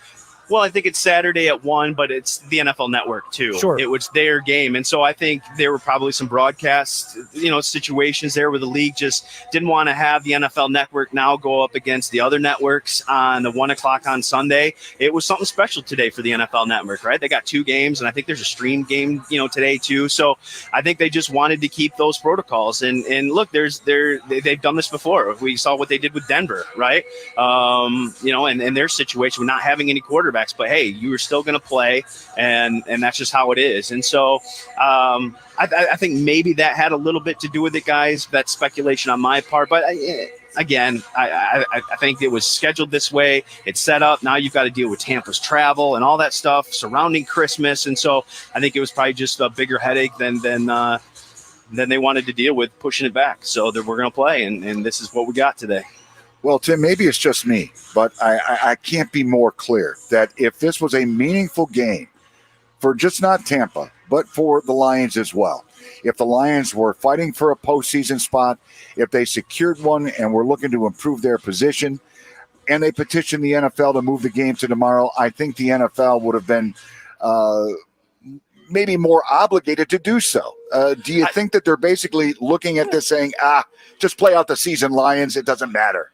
Well, I think that's a valid point by you, and I think that certainly they would have discussed that. We've seen that with Baltimore early in the year. You know who should be upset is those teams in the NFC chasing Tampa Bay. That's who I'd be upset if I was one of those teams who's trying to fight, to get into the playoffs. Tampa Bay can secure their spot today with a win. But if I'm some of those other teams like Chicago or some of those teams that are still in it, right? I'm more upset that the league didn't push it back to Sunday because, this just gives Tampa Bay that much more of an edge, without half the Lions coaching staff, including their interim head coach. All right, Tim, as always, thank you very much for the insight. Much appreciated. Have a wonderful, wonderful day, and we'll chat again soon. All right, sounds good, guys. Tie looks great, Tim. All right, it looks awesome. I appreciate it, guys. All right, Tim Twentyman, DetroitLions.com, spending some time with us. Other games going on, National Football League. There's a full slate here on Saturday. We'll talk about that and meaningful games tomorrow as well. Make sure you leave it here. This is the Detroit Lions Radio Network. Paul W. Smith Mornings. For regular celebrities, there are two terrible days. There's the first day when they go out and everywhere they go, as they walk around, there are cameras shooting pictures of them. And the second worst day, it's even worse than the first day, is when they go out and there's no one there. And let's face it, that is the truth. Listen to Paul W. Smith. Then stick around for Frank Beckman, Rush Limbaugh, Guy Gordon, and Mitch Albom. 760 WJR, where Detroit comes to talk. Project Shine makes it easy for good people to connect with great causes through Volunteer Match. Open your eyes and open your heart now. 760 WJR. Work can be anywhere these days, and nobody does anywhere like Detroit's WJR. Listen on your radio at 760 AM. Stream us at WJR.com or on your phone with the WJR app. Hear us on Alexa and Google Home smart speakers or with the TuneIn app on your radio smart speaker, your desktop, laptop, tablet, or phone. You can listen anywhere because WJR is everywhere. 760 WJR, where Detroit comes to talk. Hey, Lions fans, want to be at Ford Field for every home game this season? You still can. Show your Lions pride with a custom fan cutout. All proceeds benefiting Detroit Lions charities. For more information or to purchase, visit DetroitLions.com/cutouts. Go Lions! Project Shine makes it easy for good people to connect with great causes, bringing fresh light to a dark and troubled world. Never let your light shine down. When you help someone else, you help yourself, and that makes the world a better place. Visit Volunteer Match and brighten someone's day today. Thanks for being part of Project Shine. 760 WJR. Want to join in on the Lions game action from the comfort of your own home? Now's your chance with Lions Bingo, presented by BetMGM. Available on the Detroit Lions app. Join in on the predicted game and be eligible to win cash prizes and future all-expenses-paid trips. For more games and Lions content, download the Lions mobile app today. Available on both iOS and Android. Go Lions! After the game, come back to WJR for Paul W. Smith Mornings. Frank Beckman, 9 to noon. Rush Limbaugh, noon to 3. Guy Gordon from 3 to 5. And Mitch Albom, 5 to 7. After dark, it's Mark Levin and Michael Savage. Throw in the Lions and Michigan State football and basketball. With apologies to the Detroit Tigers, this is Detroit's best lineup. News Talk 760 WJR, where Detroit comes to talk. Happy New Year from the Detroit Lions and 760 WJR, where Detroit comes to talk.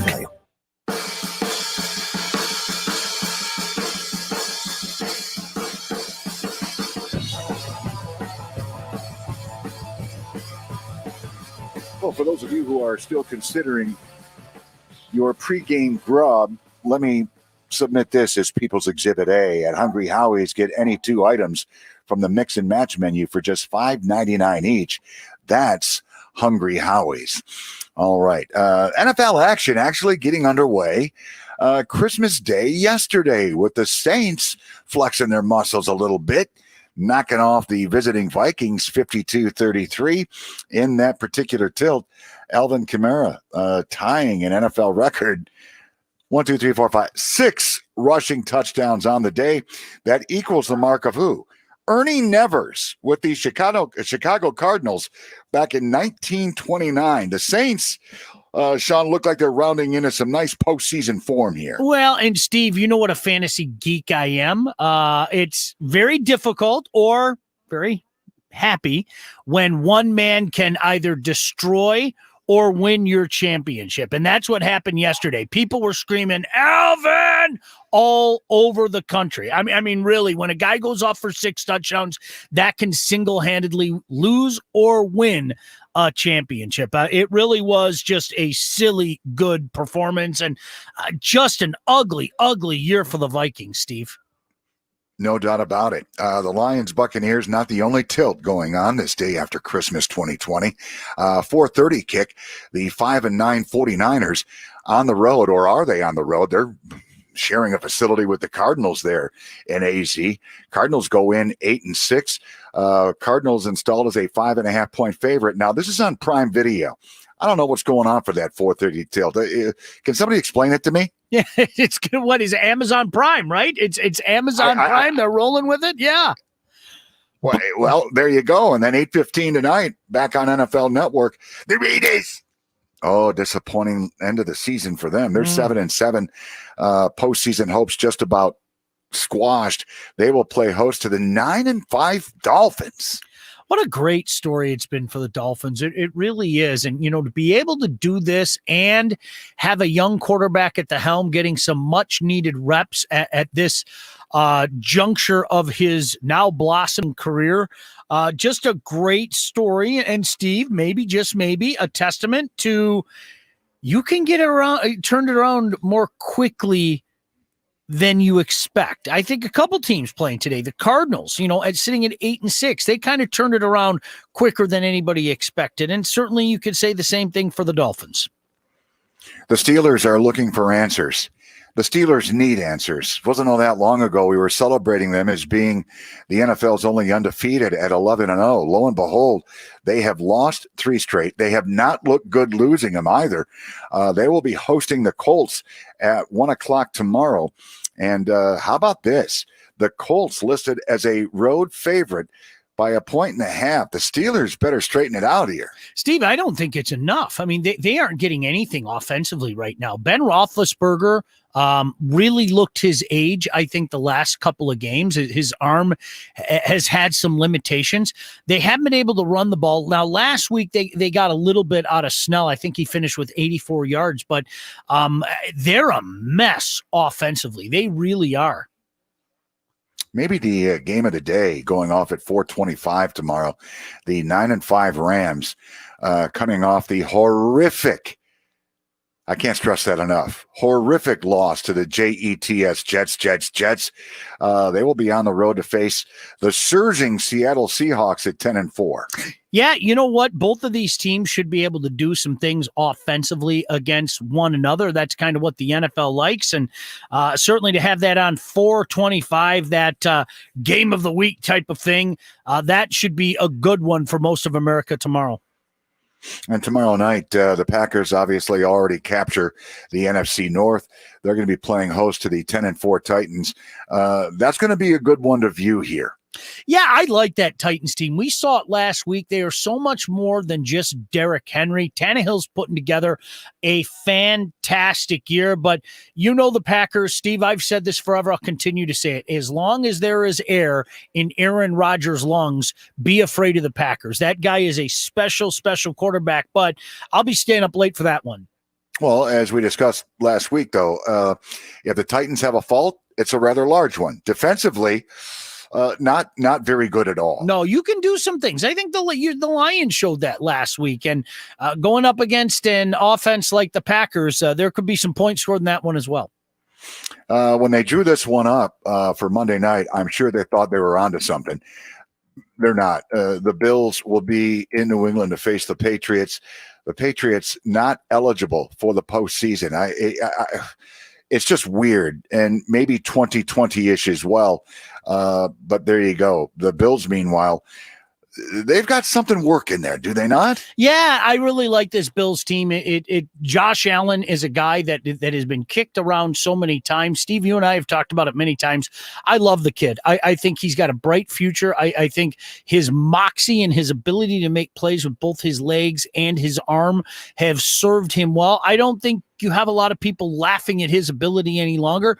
The guy, simply put, makes plays. And the New England Patriots, I think there are going to be some teams that are going to look to take out some frustrations on the Patriots for the years and years of beatdowns that they gave others. And I think the Bills might be doing it tomorrow night. So you say the Patriots are paying right now? Yeah, the Patriots have a lot of debt they need to pay off, Steve. All right, stick around. We will have our players to watch as it applies to your Lions against the Buccaneers. Leave it here. This is Lions Radio. Happy New Year from the Detroit Lions and 760 WJR, where Detroit comes to talk. Make sure you visit DetroitLions.com for the latest Lions news, analysis, access, and more. Lions insider Tim Twentyman, along with Lions columnist Mike O'Hara, break down every aspect of today's game and the Lions' next opponent. That's only at the official online home of your Lions, DetroitLions.com. Project Shine makes it easy for good people to connect with great causes through Volunteer Match. Open your eyes and open your heart now. 760 WJR. Project Shine makes it easy for good people to connect with great causes. Visit Volunteer Match and brighten someone's day today. 760 WJR. Hey, Lions fans. Want to be at Ford Field for every home game this season? You still can. Show your Lions pride with a custom fan cutout. All proceeds benefiting Detroit Lions charities. For more information or to purchase, visit DetroitLions.com/cutouts. Go Lions! Paul W. Smith Mornings. For regular celebrities, there are two terrible days. There's the first day when they go out, and everywhere they go, as they walk around, there are cameras shooting pictures of them. And the second worst day, it's even worse than the first day, is when they go out and there's no one there. And let's face it, That is the truth. Listen to Paul W. Smith. Then stick around for Frank Beckman, Rush Limbaugh, Guy Gordon, and Mitch Albom. 760 WJR, where Detroit comes to talk. The Minnesota Vikings and Detroit Lions face off in the finale next Sunday at 1 on 760 WJR. Families receive crucial support. Please consider the Children's Foundation in your year-end giving. Learn more at yourchildrensfoundation.org. News Talk 760 WJR. Steve Courtney, Sean Baligian here with you in Lions Radio Central, counting you down to the Lions and Buccaneers. Today's players to watch are brought to you by Guernsey Farms Dairy, celebrating 80 years of award-winning dairy products. All right, your 5-9 Lions, the 9-5 Buccaneers, getting ready to go at it at Ford Field. Partner, who are you keeping an eye on today? You know what? I think that protecting Matthew Stafford is going to be of the utmost importance today. They're going to try to get after him. How about we go with Taylor Decker? Is that all right? Can I go there? Sure. All right. Sure. Fantastic. Heck of a place to start. I, on the other hand, again, kind of go off the board a little bit. Look, this Lions team, let's just call it what it is, have been through some adversity. Not only this season, but in the last week, for crying out loud. Their special teams coordinator is fired on Monday. They now have an interim head coach in wide receiver coach Robert Prince, as Darrell Bevel, and other coaches are in isolation due to COVID. the Lions are playing for absolutely nothing going into the Buccaneers tilt. And again, you can say they're playing for next year. They're playing for their jobs and whatnot.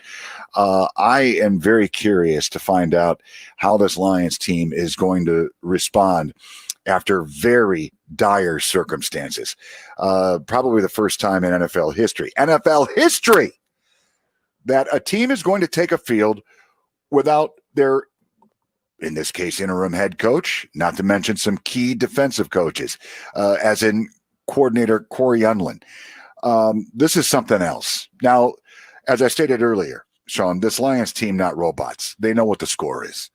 They got 2 games left in the regular season of a season that has been, again, very disappointing. The Buccaneers don't care. The Buccaneers don't feel sorry for the Detroit Lions in any way, shape, or form. They win. They're in the postseason. I think it's a tremendous challenge for this Lions team. Absolutely. This has been, Steve, the most miserable year in every way, shape, and form. From not having the normal offseason to not having the normal mini camp to having to deal with false positives and I mean everything that came with COVID, to losing the general manager, to losing, I mean, we could go on and on and on. Everything, when you put it in a bowl, you put it in the mixing bowl. This is just a tough recipe to have to fire in the oven this afternoon. All right, folks, don't go away. We come back. We'll take you to Ford Field. Those who have the call, we'll have that as we continue. This is the Detroit Lions Radio Network.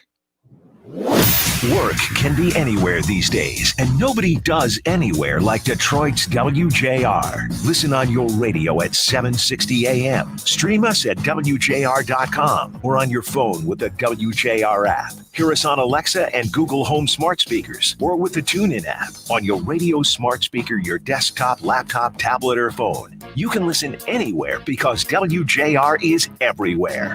760 WJR, where Detroit comes to talk. Project Shine makes it easy for good people to connect with great causes, bringing fresh light to a dark and troubled world. Let your light shine down.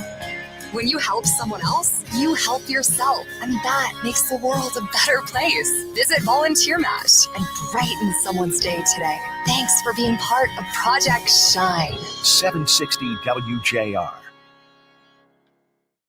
Project Shine and Volunteer Match. Never let your light shine down. Give what matters most. Your time, effort, and love as a volunteer in the community. 760 WJR. Paul W. Smith Mornings. For regular celebrities, there are 2 terrible days. There's the first day when they go out, and everywhere they go, as they walk around, there are cameras shooting pictures of them. And the second worst day, it's even worse than the first day, is when they go out and there's no one there. And let's face it, that is the truth. Listen to Paul W. Smith. Then stick around for Frank Beckman, Rush Limbaugh, Guy Gordon, and Mitch Albom. 760 WJR, where Detroit comes to talk. It's time for all of us to rejoin the human race. Escape the darkness and isolation. Renew yourself with Project Shine from Volunteer Match. Never let your light shine down. Give what matters most. Your time, effort, and love as a volunteer in the community. We connect good people with great causes. Let your light shine down with Volunteer Match. 760 WJR. Make sure you visit DetroitLions.com for the latest Lions news, analysis, access, and more. Lions insider Tim Twentyman, along with Lions columnist Mike O'Hara, break down every aspect of today's game and the Lions' next opponent. That's only at the official online home of your Lions, DetroitLions.com. Hey, Lions fans. Want to be at Ford Field for every home game this season? You still can. Show your Lions pride with a custom fan cutout. All proceeds benefiting Detroit Lions charities. For more information or to purchase, visit DetroitLions.com/cutouts. Go Lions! The Minnesota Vikings and Detroit Lions face off in the finale next Sunday at 1 on 760 WJR.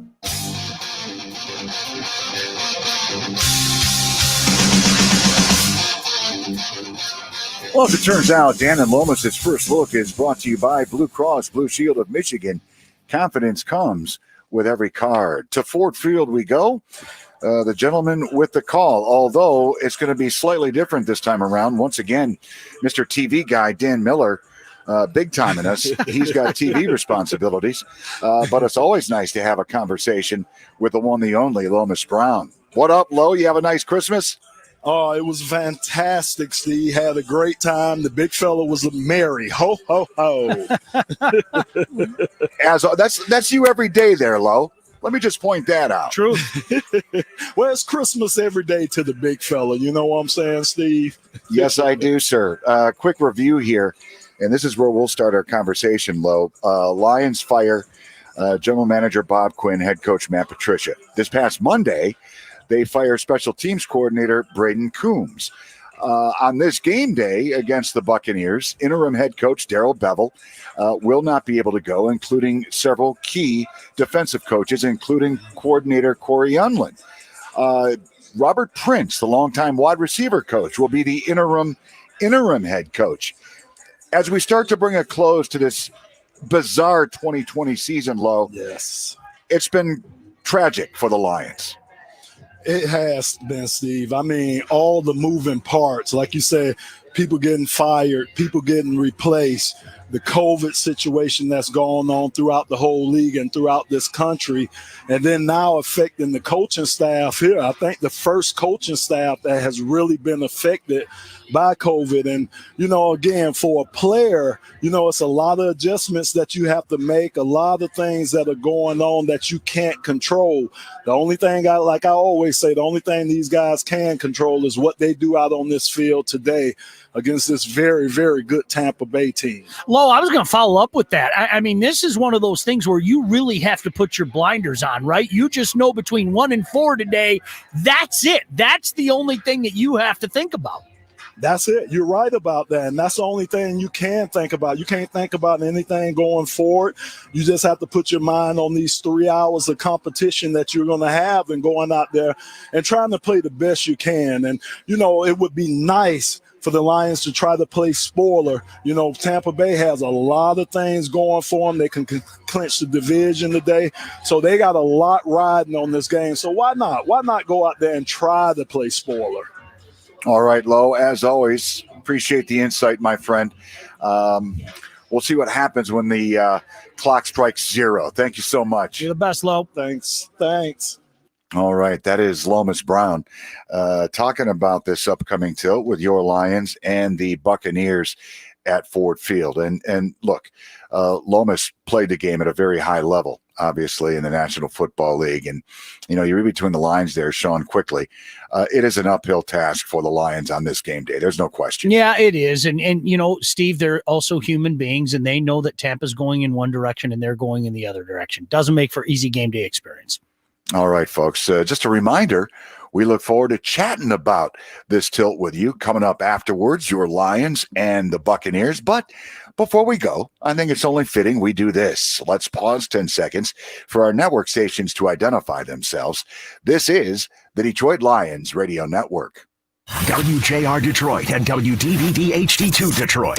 The great voice of the Great Lakes. 760 WJR, where Detroit comes to talk.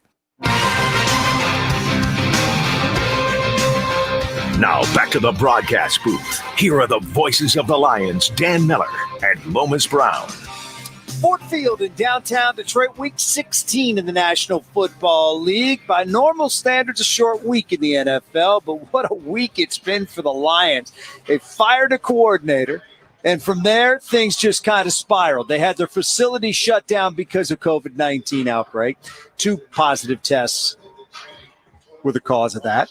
From there, you had contact tracing, where you had your head coach, who was also your offensive coordinator. You had your defensive coordinator and 3 top defensive assistants, all victims of contact tracing and in protocol and not available for today's game.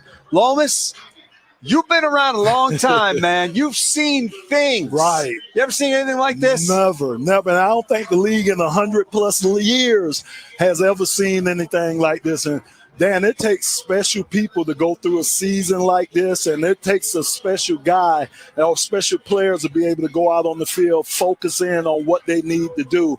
And that's something the Lions are definitely going to have to do against Tampa Bay today. Does it ever make you – we hear sometimes when guys are sick, they play better because they concentrate more. Is there any chance you get that kind of effect today because guys understand what's happening around them and they put that much more focus on their job? That's a great question. You're right about that. When you are sick, you have a tendency of focusing in.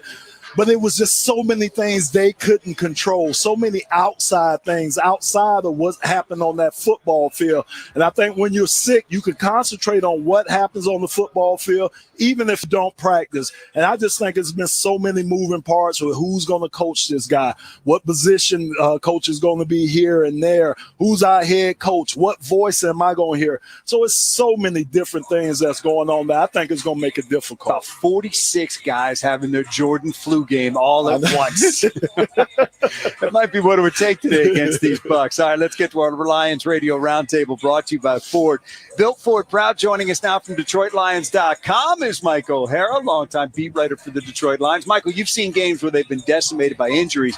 I can't imagine. Look, this is the first time since 1978 what had happened to the New England Patriots that his team has gone through 3 head coaches in the season. But to have this many coaches out during a game, it just feels nuts. Well, first of all, let me start with one thing. I don't mind you saying long time, but when Lomas says 100 years plus and is staring at me, that's a lawsuit. How could you do Love that? you, Michael. Love you, man. Thank you. No, like this, have I ever seen anything like this? Not really. I've seen him fire a head coach and a coordinator during the season. Remember Wayne Fonts did that one time with 4 games to go.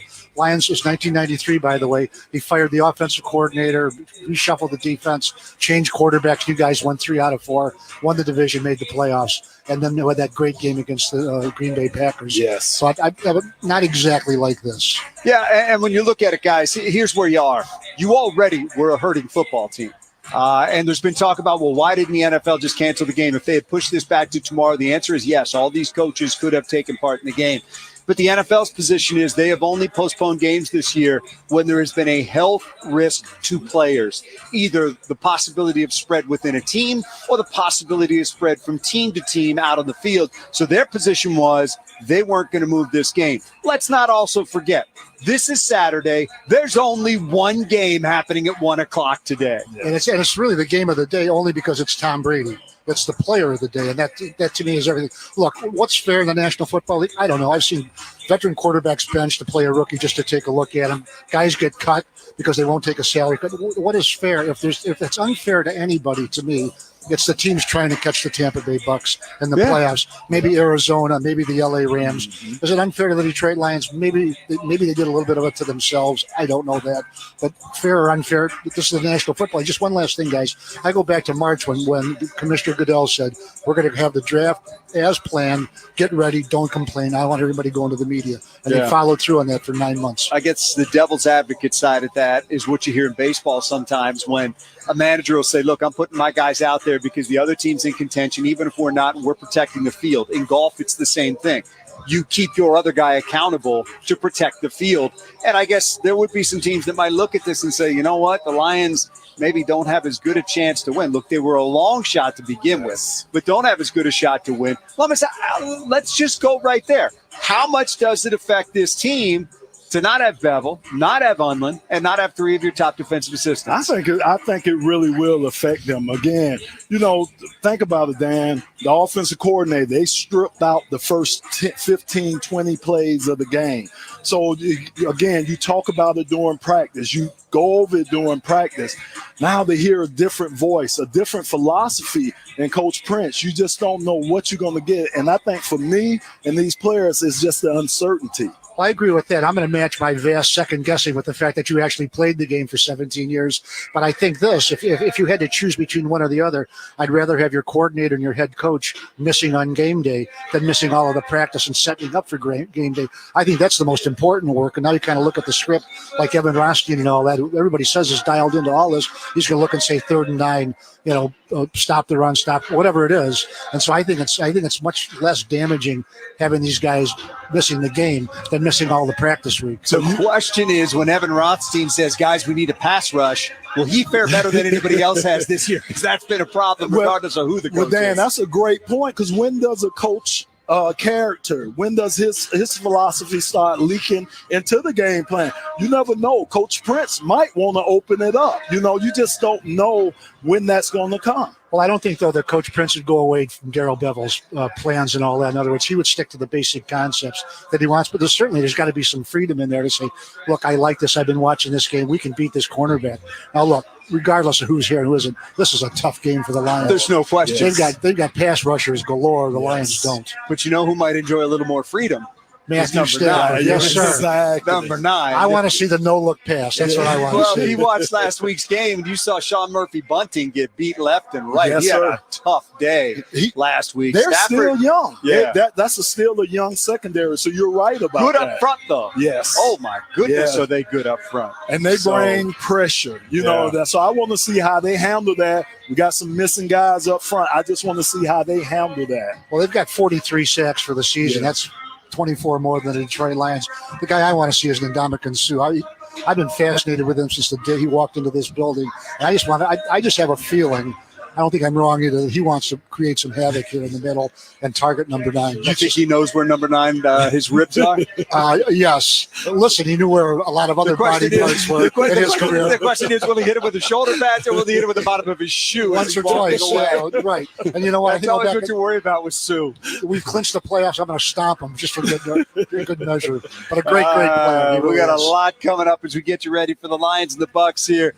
Coming up in just a bit, get the spotlight on TJ Hawkinson, on Joe Dahl as well. We did have a chance to talk to the head coach, too, and got his thoughts on this crazy week. And just think about it. It's a short week. Everything's supposed to be just condensed, and it's supposed to go quickly. This felt like the longest week that I think I've seen for a pro football team in a long, long time. Take a break, come right back. Much more coming up as we get you ready for Saturday football. This is Lions Radio. Michigan State, Minnesota. Big Ten basketball Monday at 8 on 760 WJR. Project Shine makes it easy for good people to connect with great causes. Visit Volunteer Match and brighten someone's day today. 760 WJR. Project Shine and Volunteer Match. Give what matters most. Your time, effort, and love as a volunteer in the community. 760 WJR. Work can be anywhere these days, and nobody does anywhere like Detroit's WJR. Listen on your radio at 760 AM. Stream us at WJR.com or on your phone with the WJR app. Hear us on Alexa and Google Home smart speakers or with the TuneIn app on your radio smart speaker, your desktop, laptop, tablet, or phone. You can listen anywhere because WJR is everywhere. 760 WJR, where Detroit comes to talk. It's time for all of us to rejoin the human race. Escape the darkness and isolation. Renew yourself with Project Shine from Volunteer Match. Give what matters most. Your time, effort, and love as a volunteer in the community. We connect good people with great causes. Let your light shine down with Volunteer Match. 760 WJR. Make sure you visit DetroitLions.com for the latest Lions news, analysis, access, and more. Lions insider Tim Twentyman, along with Lions columnist Mike O'Hara, break down every aspect of today's game and the Lions' next opponent. That's only at the official online home of your Lions, DetroitLions.com. SD and never frozen. Check out RinaldiSausage.com for a local grocer near you and great recipe tips. Rinaldi Sausage, your link to good food and good times. Lions Radio 760 WJR. Once again, we welcome you back into the countdown, holiday style. Certainly hope you and yours enjoyed the Christmas holiday. Steve Courtney here with you. And once again, it is time for our Player Spotlight, brought to you by Soaring Eagle Casino and Resort. It's a new day. Well, what do you know? good things come to those who wait. We're going to spend some time with the second-year tight end, T.J. Hawkinson. TJ, how you doing? Good. Thanks for having me. Always a pleasure. Hopefully you and yours enjoyed the Christmas holiday.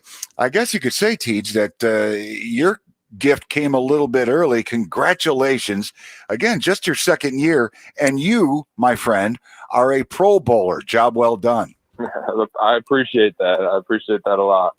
You join teammates Frank Ragnow, as well as the first-year punter, Jack Fox, and all very well deserving. Let's quickly talk about Frank Ragnow, TJ, and what he has meant to this Detroit Lions team. I mean, grading out very well with Pro Football Focus, and we won't go into the numbers because we'd be here for a while. But the fact of the matter is, you've been playing football for a long time.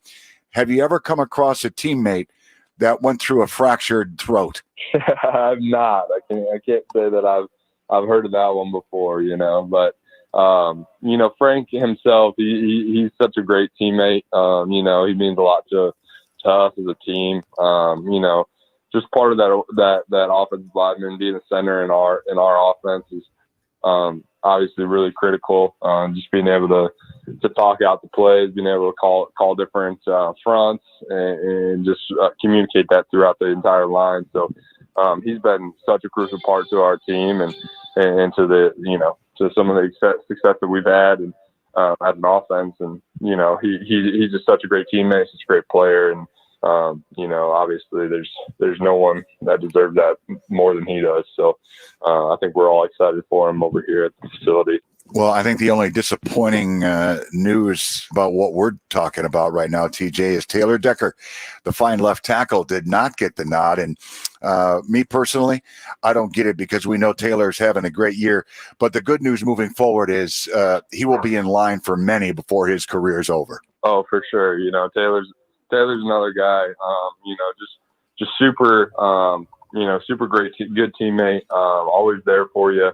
Obviously, one of our captains and a guy that we look up to, and just having him on the left side, me, myself, just being able to, as a tight end, working with him quite a bit. And every time I'm over on that side, just being able to communicate is obviously something that's, means a lot to me. And just having a guy like that always does his job and someone you can always count on is truly, that's something that you have to have as a team. So, obviously another guy that's such a good player. Well, another cool aspect of this, TJ, is that you are just the fifth Lions tight end to be named to a Pro Bowl, joining, the reason you're wearing 88, the great Charlie Sanders, David Hill, David Sloan, and a guy by the name of Jim Gibbon, going back to the 1960s, for crying out loud. I'm sure you've done your homework on him, haven't you? I've heard of a lot of the great tight ends that have came through the Lions, and Charlie's definitely one of them, and then all those other guys. It's obviously awesome to follow in their footsteps. Well, you've posted some amazing numbers in this 2020 season, and what a crazy season it's been, TJ.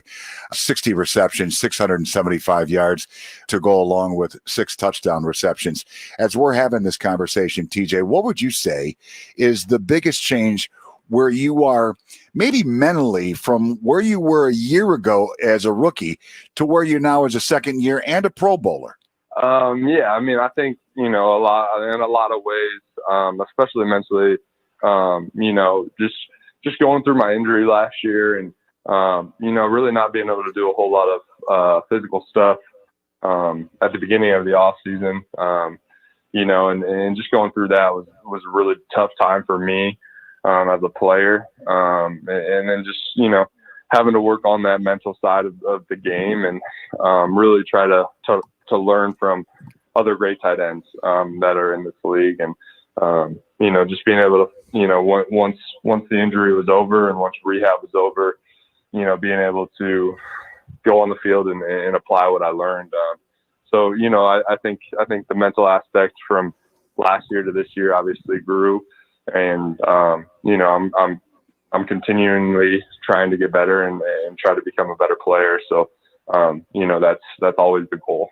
I've talked to many veteran players over the years, TJ, and you say, and I know you've alluded to this, you think you're running better routes. But veteran players, the longer they're in the league, and again, you're just in your second, they say that the game, even at this elite NFL level, slows down.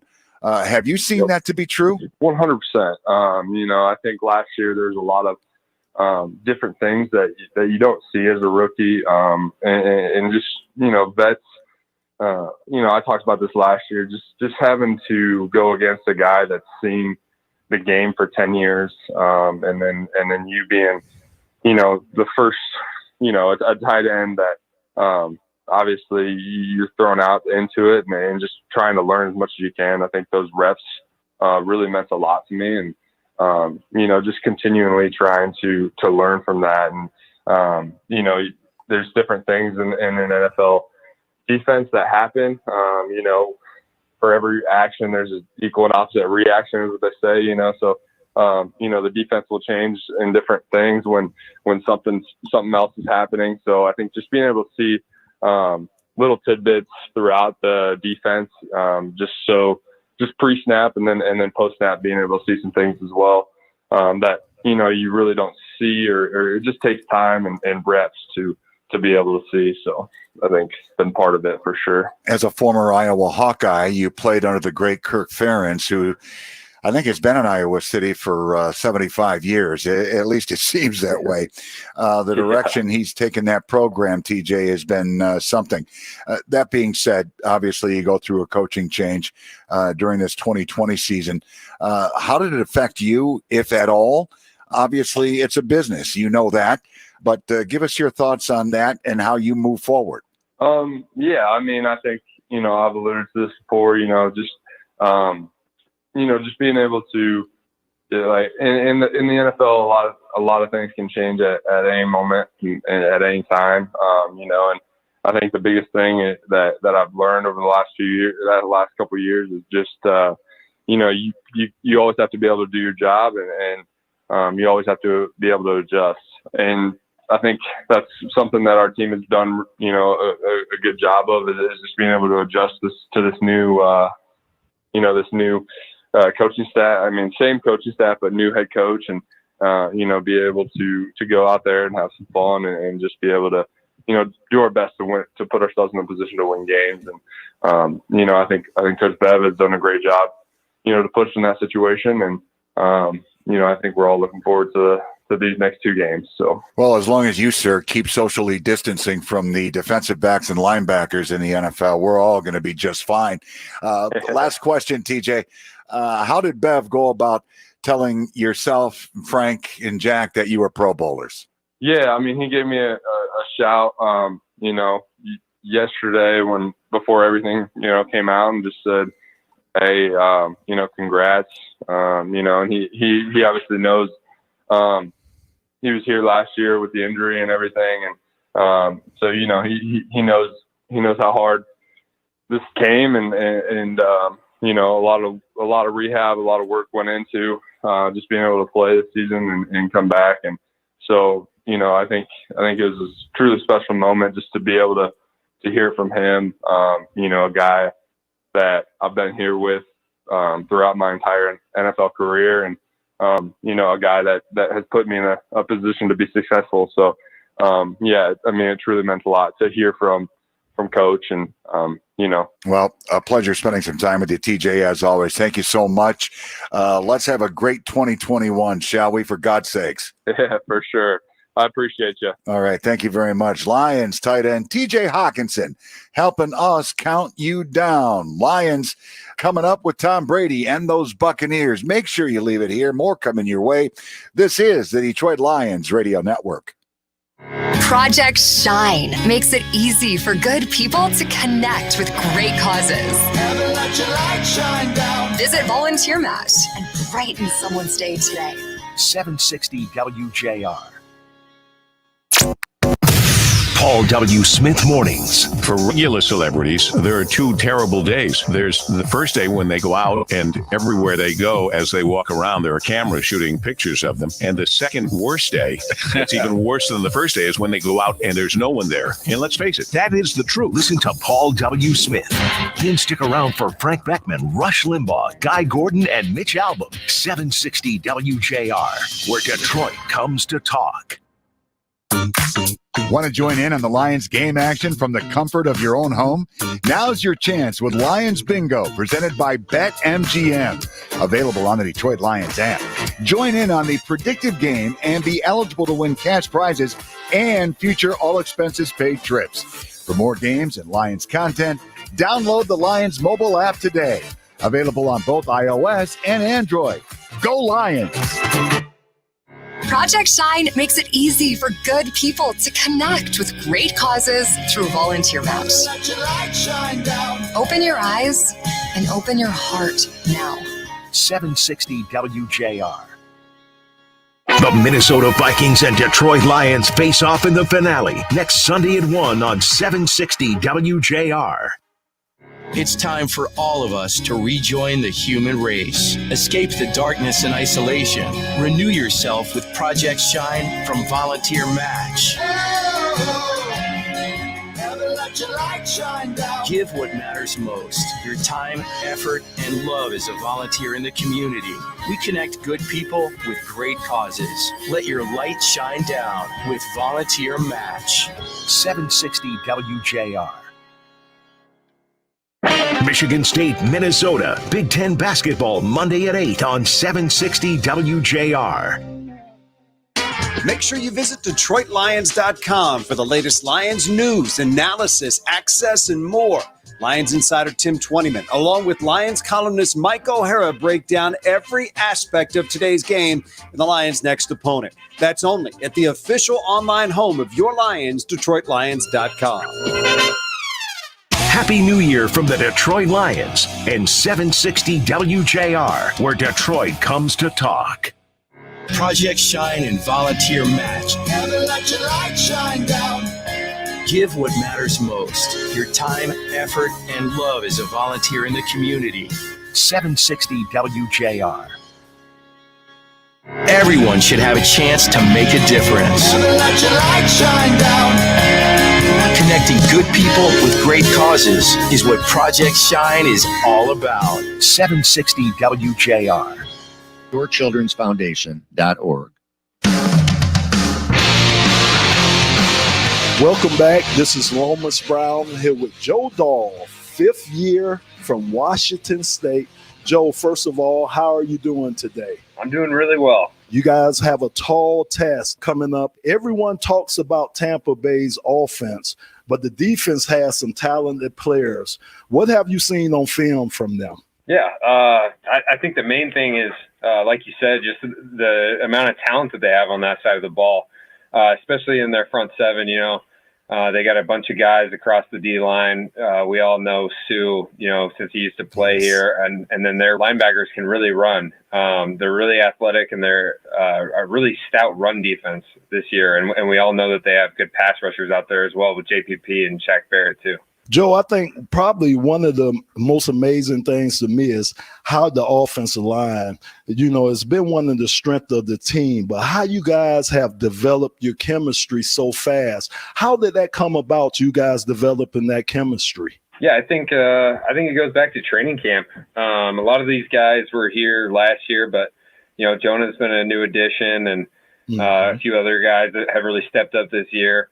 But I think it really just comes down to training camp and just spending those days together. I think that we're a really close group, and we all really care about each other, and we want to do well for each other.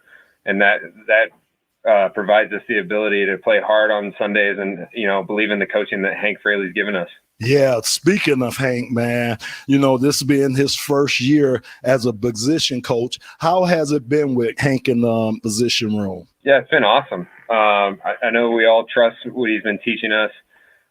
He's got a good balance of intensity and also being calm when he needs to be. So I think that we've all really enjoyed him, and I think that he's done a tremendous job with us. Now, Joe, you started off starting at guard, then losing your job to the injury.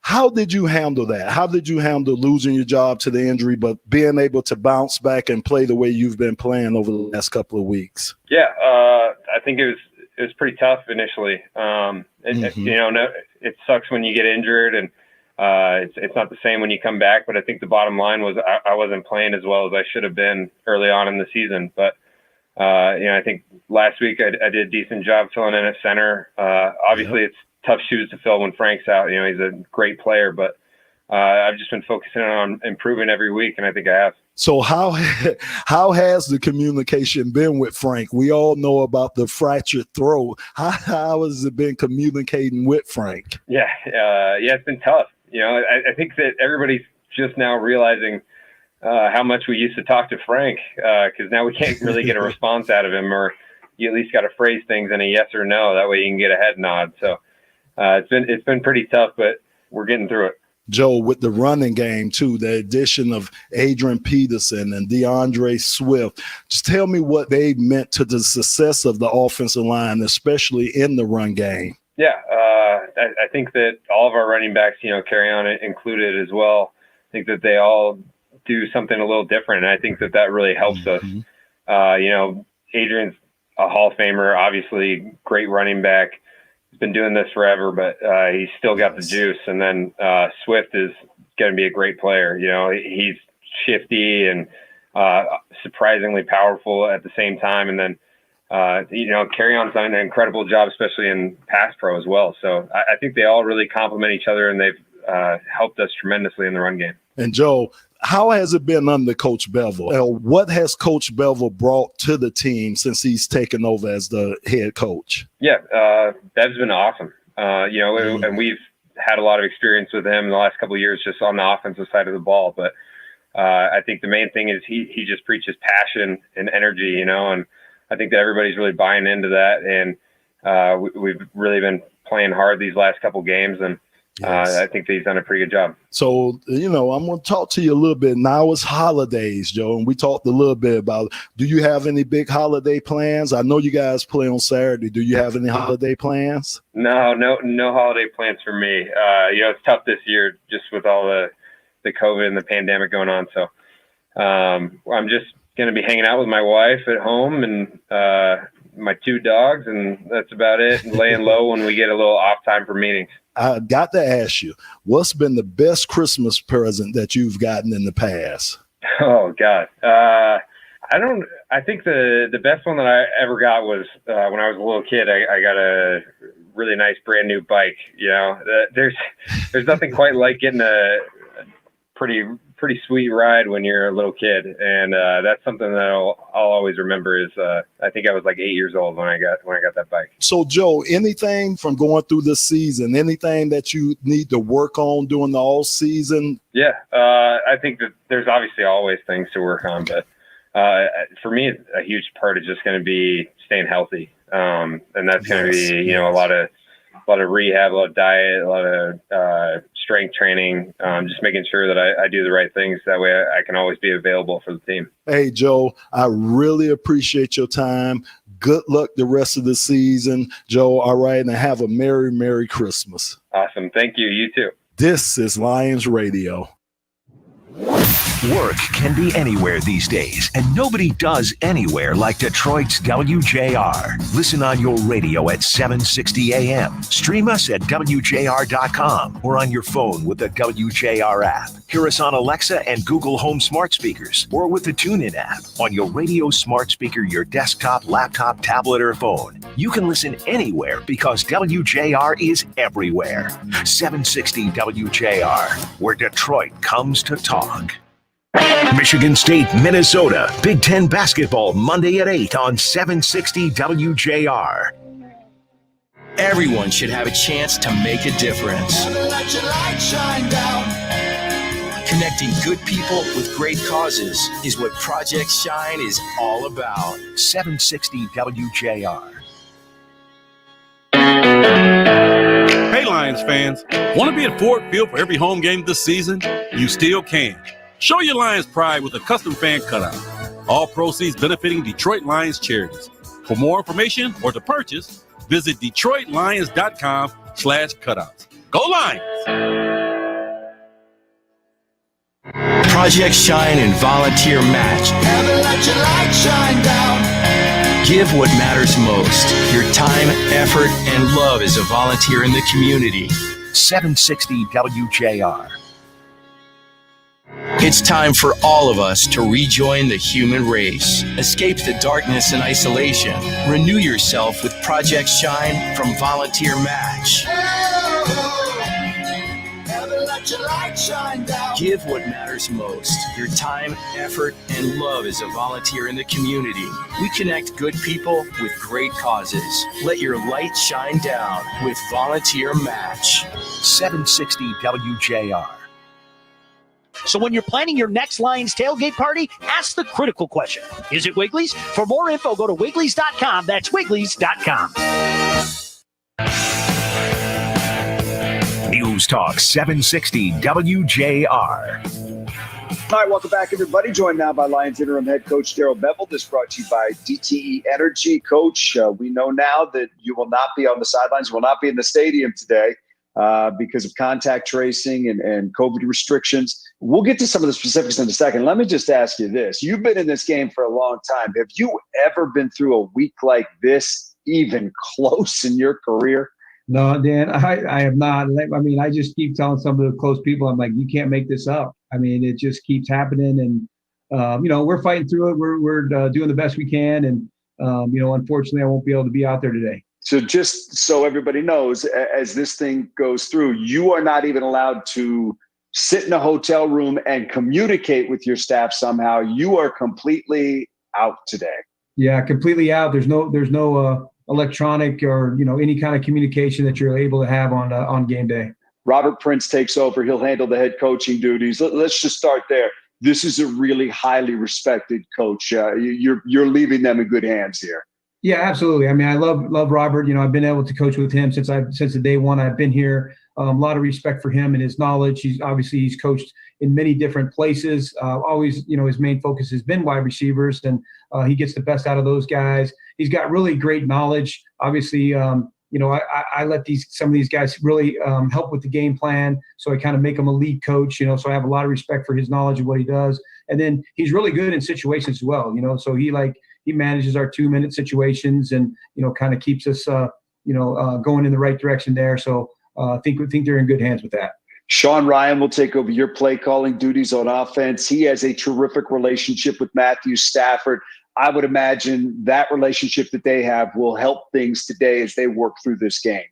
Yeah, they get to communicate on a daily basis. And for me, I think that's the most important thing when you're doing the play calling is that, you kind of have a really good feel for the quarterback. Your communication is clear. You can even sometimes you can feel the body language of like, I like this, I don't like that, the facial expressions, those kind of things where you're trying to, help put him into good situations. And, sometimes a player doesn't want to come out and say, no, I don't like that, but you can kind of, okay, I can feel that. I'll go to something else. So I think that communication and that, that relationship that they have will help him in that. This is a big challenge, too, going up against this defense. They're number one in the league against the run. They're up near the top in sacks. This is a really talented group you'll be going up against today. Yeah, it's, all week been really super concerned. It starts really with the protection. That's where I'm always going to start. Want to make sure we do a good job for Matthew, keep him upright. But they have some dogs on that side of the ball coming after the quarterback. JPP and Barrett and and Sue. Those guys really get after the quarterback. So I think that's going to be a really tell of the game of how well we protect him. Your defensive coordinator, Corey Undlin, also unable to take part in today's game. Evan Rothstein takes over the defensive play calling. What does he bring to the job, and what led you to that decision? Yeah, Evan's been here with us, for 9 years, and really the last couple of years he worked directly with the defensive staff, with Coach Patricia, with Corey. So he's well versed in the scheme. He's well versed in, has great knowledge of what we're trying to do. Understands the adjustments that you need to make in that defense. He's been basically helping with game management situations during the game. So he's been in pressure moments. He's had to make some important decisions, those kind of things. So felt really confident and comfortable with him doing that. not to make light of it, but when you're going up against maybe the greatest quarterback in NFL history, is this the equivalent of throwing somebody in the middle of the Atlantic and say, learn to swim? Yeah, there you go. Welcome to the NFL, buddy. Yeah, here you go.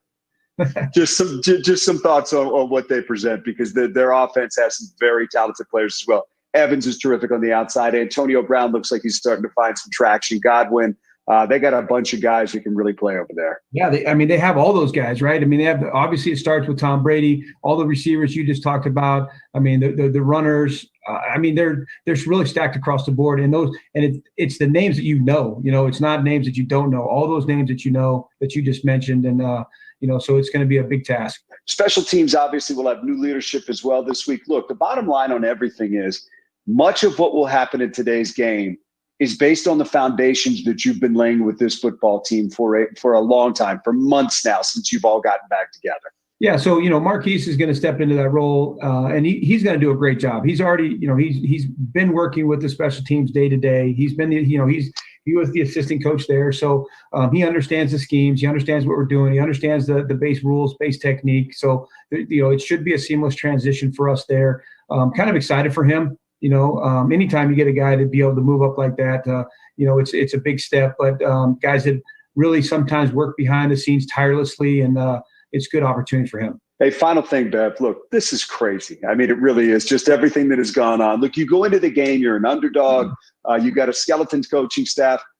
But what an amazing opportunity to maybe go out there and do something special and do it with the guys that you've been working with, your brothers on the field, all of this. It's a chance to really go out there and write a terrific story.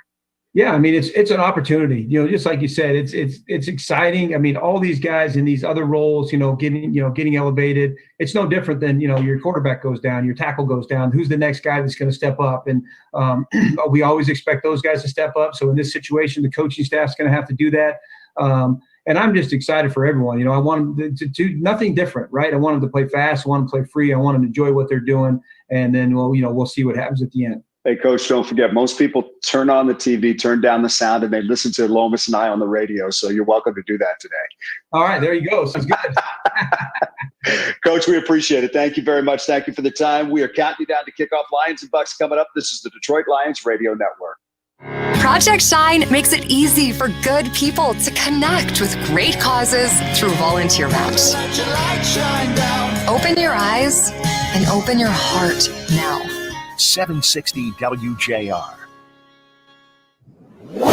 Work can be anywhere these days, and nobody does anywhere like Detroit's WJR. Listen on your radio at 760 AM. Stream us at WJR.com or on your phone with the WJR app. Hear us on Alexa and Google Home smart speakers or with the TuneIn app on your radio smart speaker, your desktop, laptop, tablet, or phone. You can listen anywhere because WJR is everywhere. 760 WJR, where Detroit comes to talk. Happy New Year from the Detroit Lions and 760 WJR, where Detroit comes to talk. The Minnesota Vikings and Detroit Lions face off in the finale next Sunday at 1 on 760 WJR. Paul W. Smith Mornings. For regular celebrities, there are two terrible days. There's the first day when they go out, and everywhere they go, as they walk around, there are cameras shooting pictures of them. And the second worst day, it's even worse than the first day, is when they go out and there's no one there. And let's face it, that is the truth. Listen to Paul W. Smith. Then stick around for Frank Beckman, Rush Limbaugh, Guy Gordon, and Mitch Albom. 760 WJR, where Detroit comes to talk. Michigan State, Minnesota, Big Ten basketball, Monday at 8 on 760 WJR. Project Shine makes it easy for good people to connect with great causes. Let your light shine down. Visit Volunteer Match and brighten someone's day today. 760 WJR. Project Shine makes it easy for good people to connect with great causes, bringing fresh light to a dark and troubled world.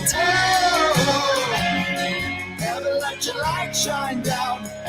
When you help someone else, you help yourself, and that makes the world a better place. Visit Volunteer Match and brighten someone's day today. Thanks for being part of Project Shine. 760 WJR.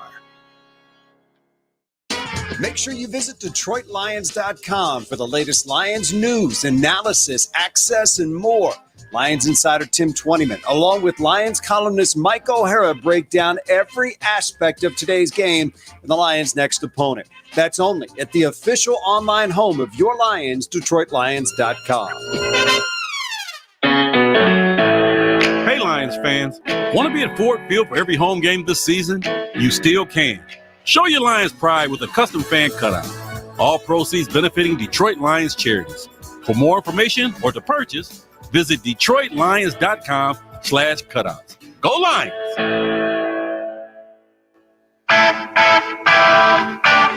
All right, welcome back to Ford Field, everybody. Counting you down to the Lions and Bucks. NFL Insider brought to you by Merrill Edge Self-Directed. Justin Rogers does a great job covering the team for the Detroit News in the house. He is our NFL Insider today.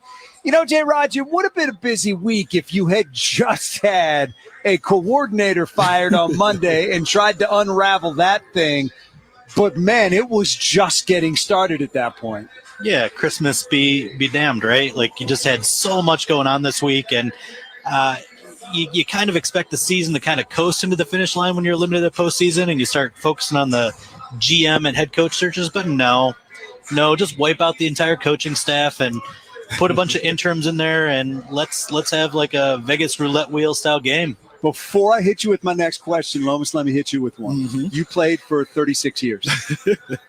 Did you ever hear of an instance where a coordinator bypassed a coach and did what Braden Coombs was reported to have done? Never heard of that. If it did happen, it was kept quiet, but no. And Dan, it had to be something that went on throughout the season. You just don't fire a guy off one offense like that.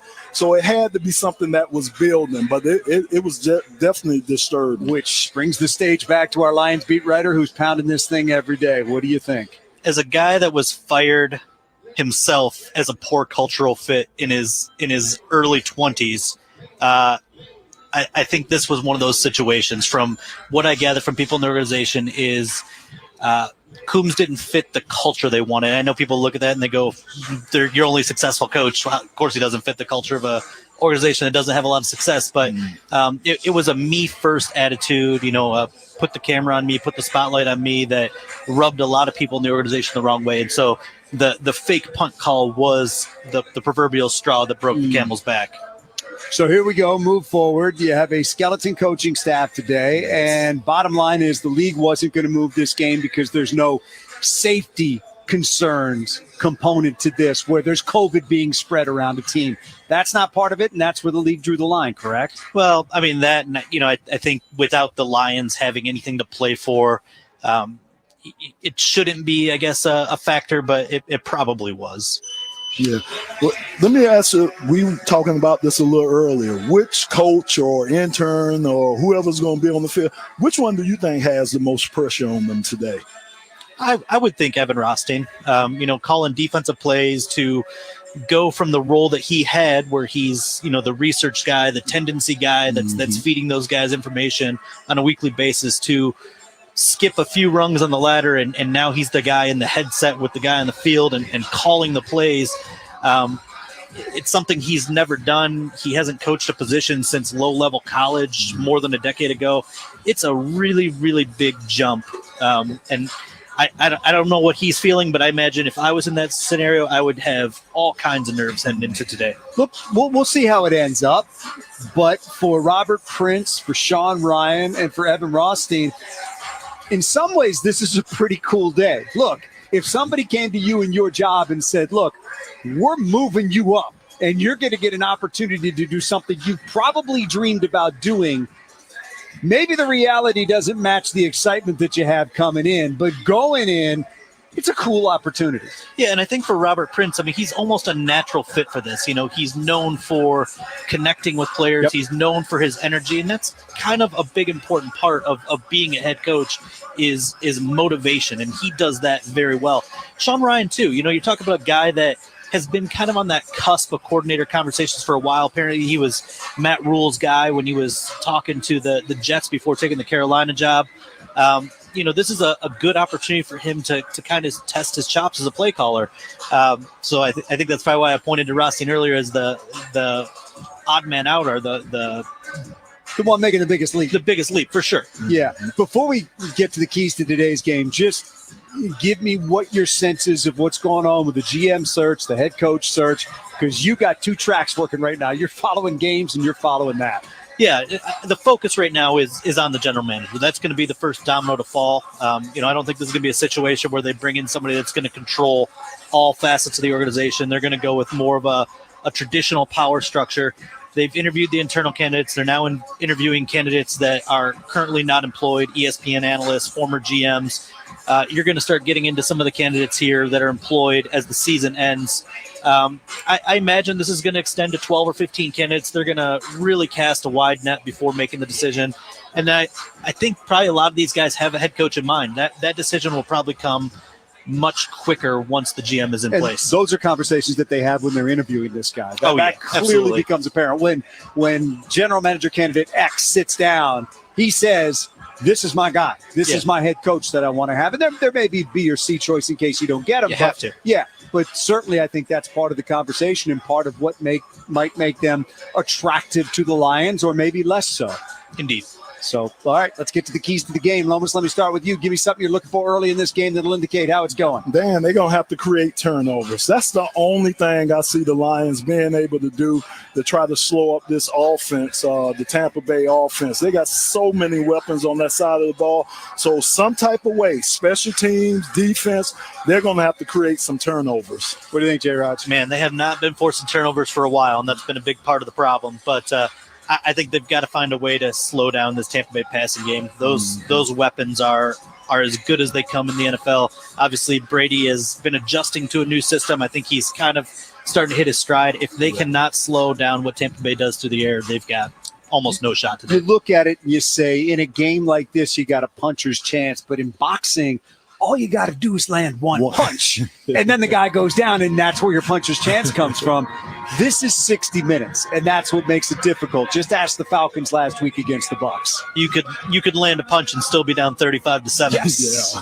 Yes. And that's kind of what I'm afraid of watching this game, is that it's super interesting before kickoff, but by the end of the first quarter, the end of the first half, it might not be too interesting. It might be what it was on paper. The problems that they have had do not go away. Got to find some way to get off the field with that defense, and man, that has been problematic this year. I think the funniest thing about this game is nobody's talking about Ndamukong Suh being back. Like, it's it's so low on the totem pole, but to me that's interesting, but nobody cares. My only question is his first shot to Matthew Stafford's ribs. Did they come with his shoulder pads or his feet? I think there's a reason Frank Ragnar's not playing today. Justin, good stuff. We'll look for you. You got a lot going on, man, and I know you'll be keeping us up to date in the Detroit news. I appreciate you guys having me. Good stuff. Thanks, there he is, J-Rod. Justin Rogers joining us right there. I want to find out where in the world you were not a culture fit, so let me get back to that. Let's go to commercial break first, though. Take a break, come right back. We got the starting lineups coming up next. This is Lions Radio. Project Shine and Volunteer Match. Never let your light shine down. Give what matters most. Your time, effort, and love as a volunteer in the community. 760 WJR.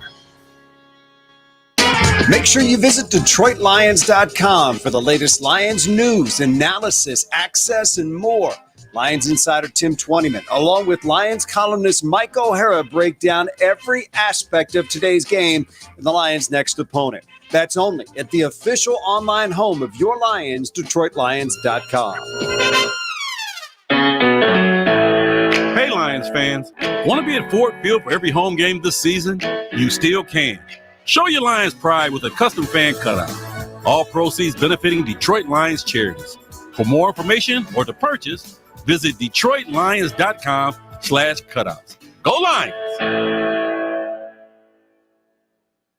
Project Shine makes it easy for good people to connect with great causes. Never let your light shine down. Visit Volunteer Match and brighten someone's day today. 760 WJR. After the game, come back to WJR for Paul W. Smith Mornings. Frank Beckman, 9 to noon. Rush Limbaugh, noon to 3. Guy Gordon from 3 to 5. And Mitch Albom, 5 to 7. After dark, it's Mark Levin and Michael Savage. Throw in the Lions and Michigan State football and basketball. With apologies to the Detroit Tigers, this is Detroit's best lineup. News Talk 760 WJR, where Detroit comes to talk.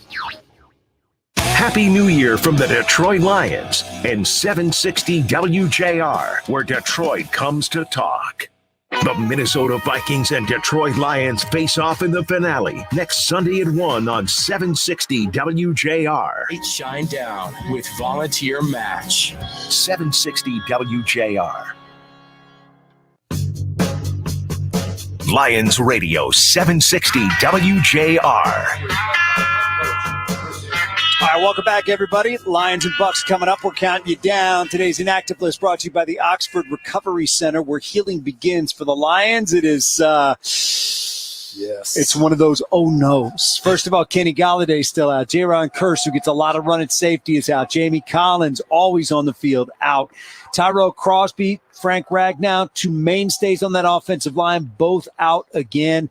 So you're looking at a situation with these guys where, look, that offensive line's already up against a terrific front seven from Tampa. It's tested even more now. Yeah, it will be. You talking Jason Pierre-Paul and Dominican Sue. You know, they like to blitz their linebackers, so communication on the front line is going to be important. So it's going to be a tall task trying to protect Matthew today. All right, today's starting lineup is brought to you by Wigley's famous Eastern Market corned beef. Remember to ask, is it Wigley's for the Lions today? Let's start with that Lions defense going up against Tom Brady and the Bucs offense. And you got Nick Williams starting at defensive tackle along with John Pennicini, Romeo Okwara on one side, Christian Jones, Reggie Ragland will be in there. Depending upon what they do for Jamie Collins, you'll see a lot of Jelani Tavai, Jared Davis, and those guys, they're going to have to play, man. Yeah. Got to find some way to get after Brady. That front seven's got to make him at least a little bit uncomfortable. Atlanta did a great job last week, but he still figured out a way to rough him up. The good thing about it, they know where Tom is going to be at. They don't have to worry about Tom breaking out the pocket, breaking contain, and using his feet that much. So that's the good thing. But like you say, getting to him is going to be the tough thing. Atlanta blitzed a lot. Yes. Did you take anything from that? You have to, Dan, because you got, like you said, you got to get pressure on them. So at least show it if you don't bring it. All right, for the Lions there, Roberts one corner along with Amani Oruwariye and Justin Coleman, Tracy Walker safety, along with Duron Harmon. If you go to the Lions offense, we said they're going to shake things up on that line. Taylor Decker, Jonah Jackson still on the left side. We anticipate that we will see Joe Dahl playing center, Oday Abushi at right guard, and then Big V, depending upon how he's feeling, possibly at right tackle. It'll depend. Yeah, he's dealing with that concussion throughout this week, so you're right. The thing about it is just getting him on the field and keeping him on the field. You know, Big V hadn't finished a lot of games this year, so hopefully he'll be able to finish this game. For the Lions, at tight end, T.J. Hawkinson, Pro Bowl for him. We should mention Frank Ragnow, Pro Bowl, Jack Cox, Pro Bowl, so Jack Fox, Pro Bowl, I should say. Congratulations to all of them. So you get the wide receivers, Ammon Dolan, Marvin Jones, Mohamed Sanu, who's done a real nice job, Jamal Agnew, Quintez Cephas. All of them are going to have to really chip in because, look, get the feeling Tampa's going to score. So if you want to be in this game, you better score. Exactly. And Dan, I thought about it. It don't matter whether you score early or score late.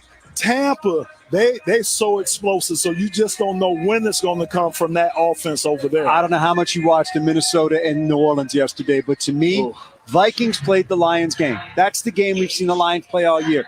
Did a couple good things, hung around, but couldn't stop them at all. And every time you had an empty possession, they scored, you're down. 2 scores, you're down. 3 scores, you have a turnover, and it just gets out of hand. The Vikings were the Lions yesterday. That game we've seen. And I know Bruce Arians said coming into this game, they want to show us a lot of Leonard Fournette. So they want to try to pound the ball at us. And you know we hadn't been able to stop the run all year long. No question about it. Finishing off that Lions starting lineup, Matthew Stafford will be the quarterback.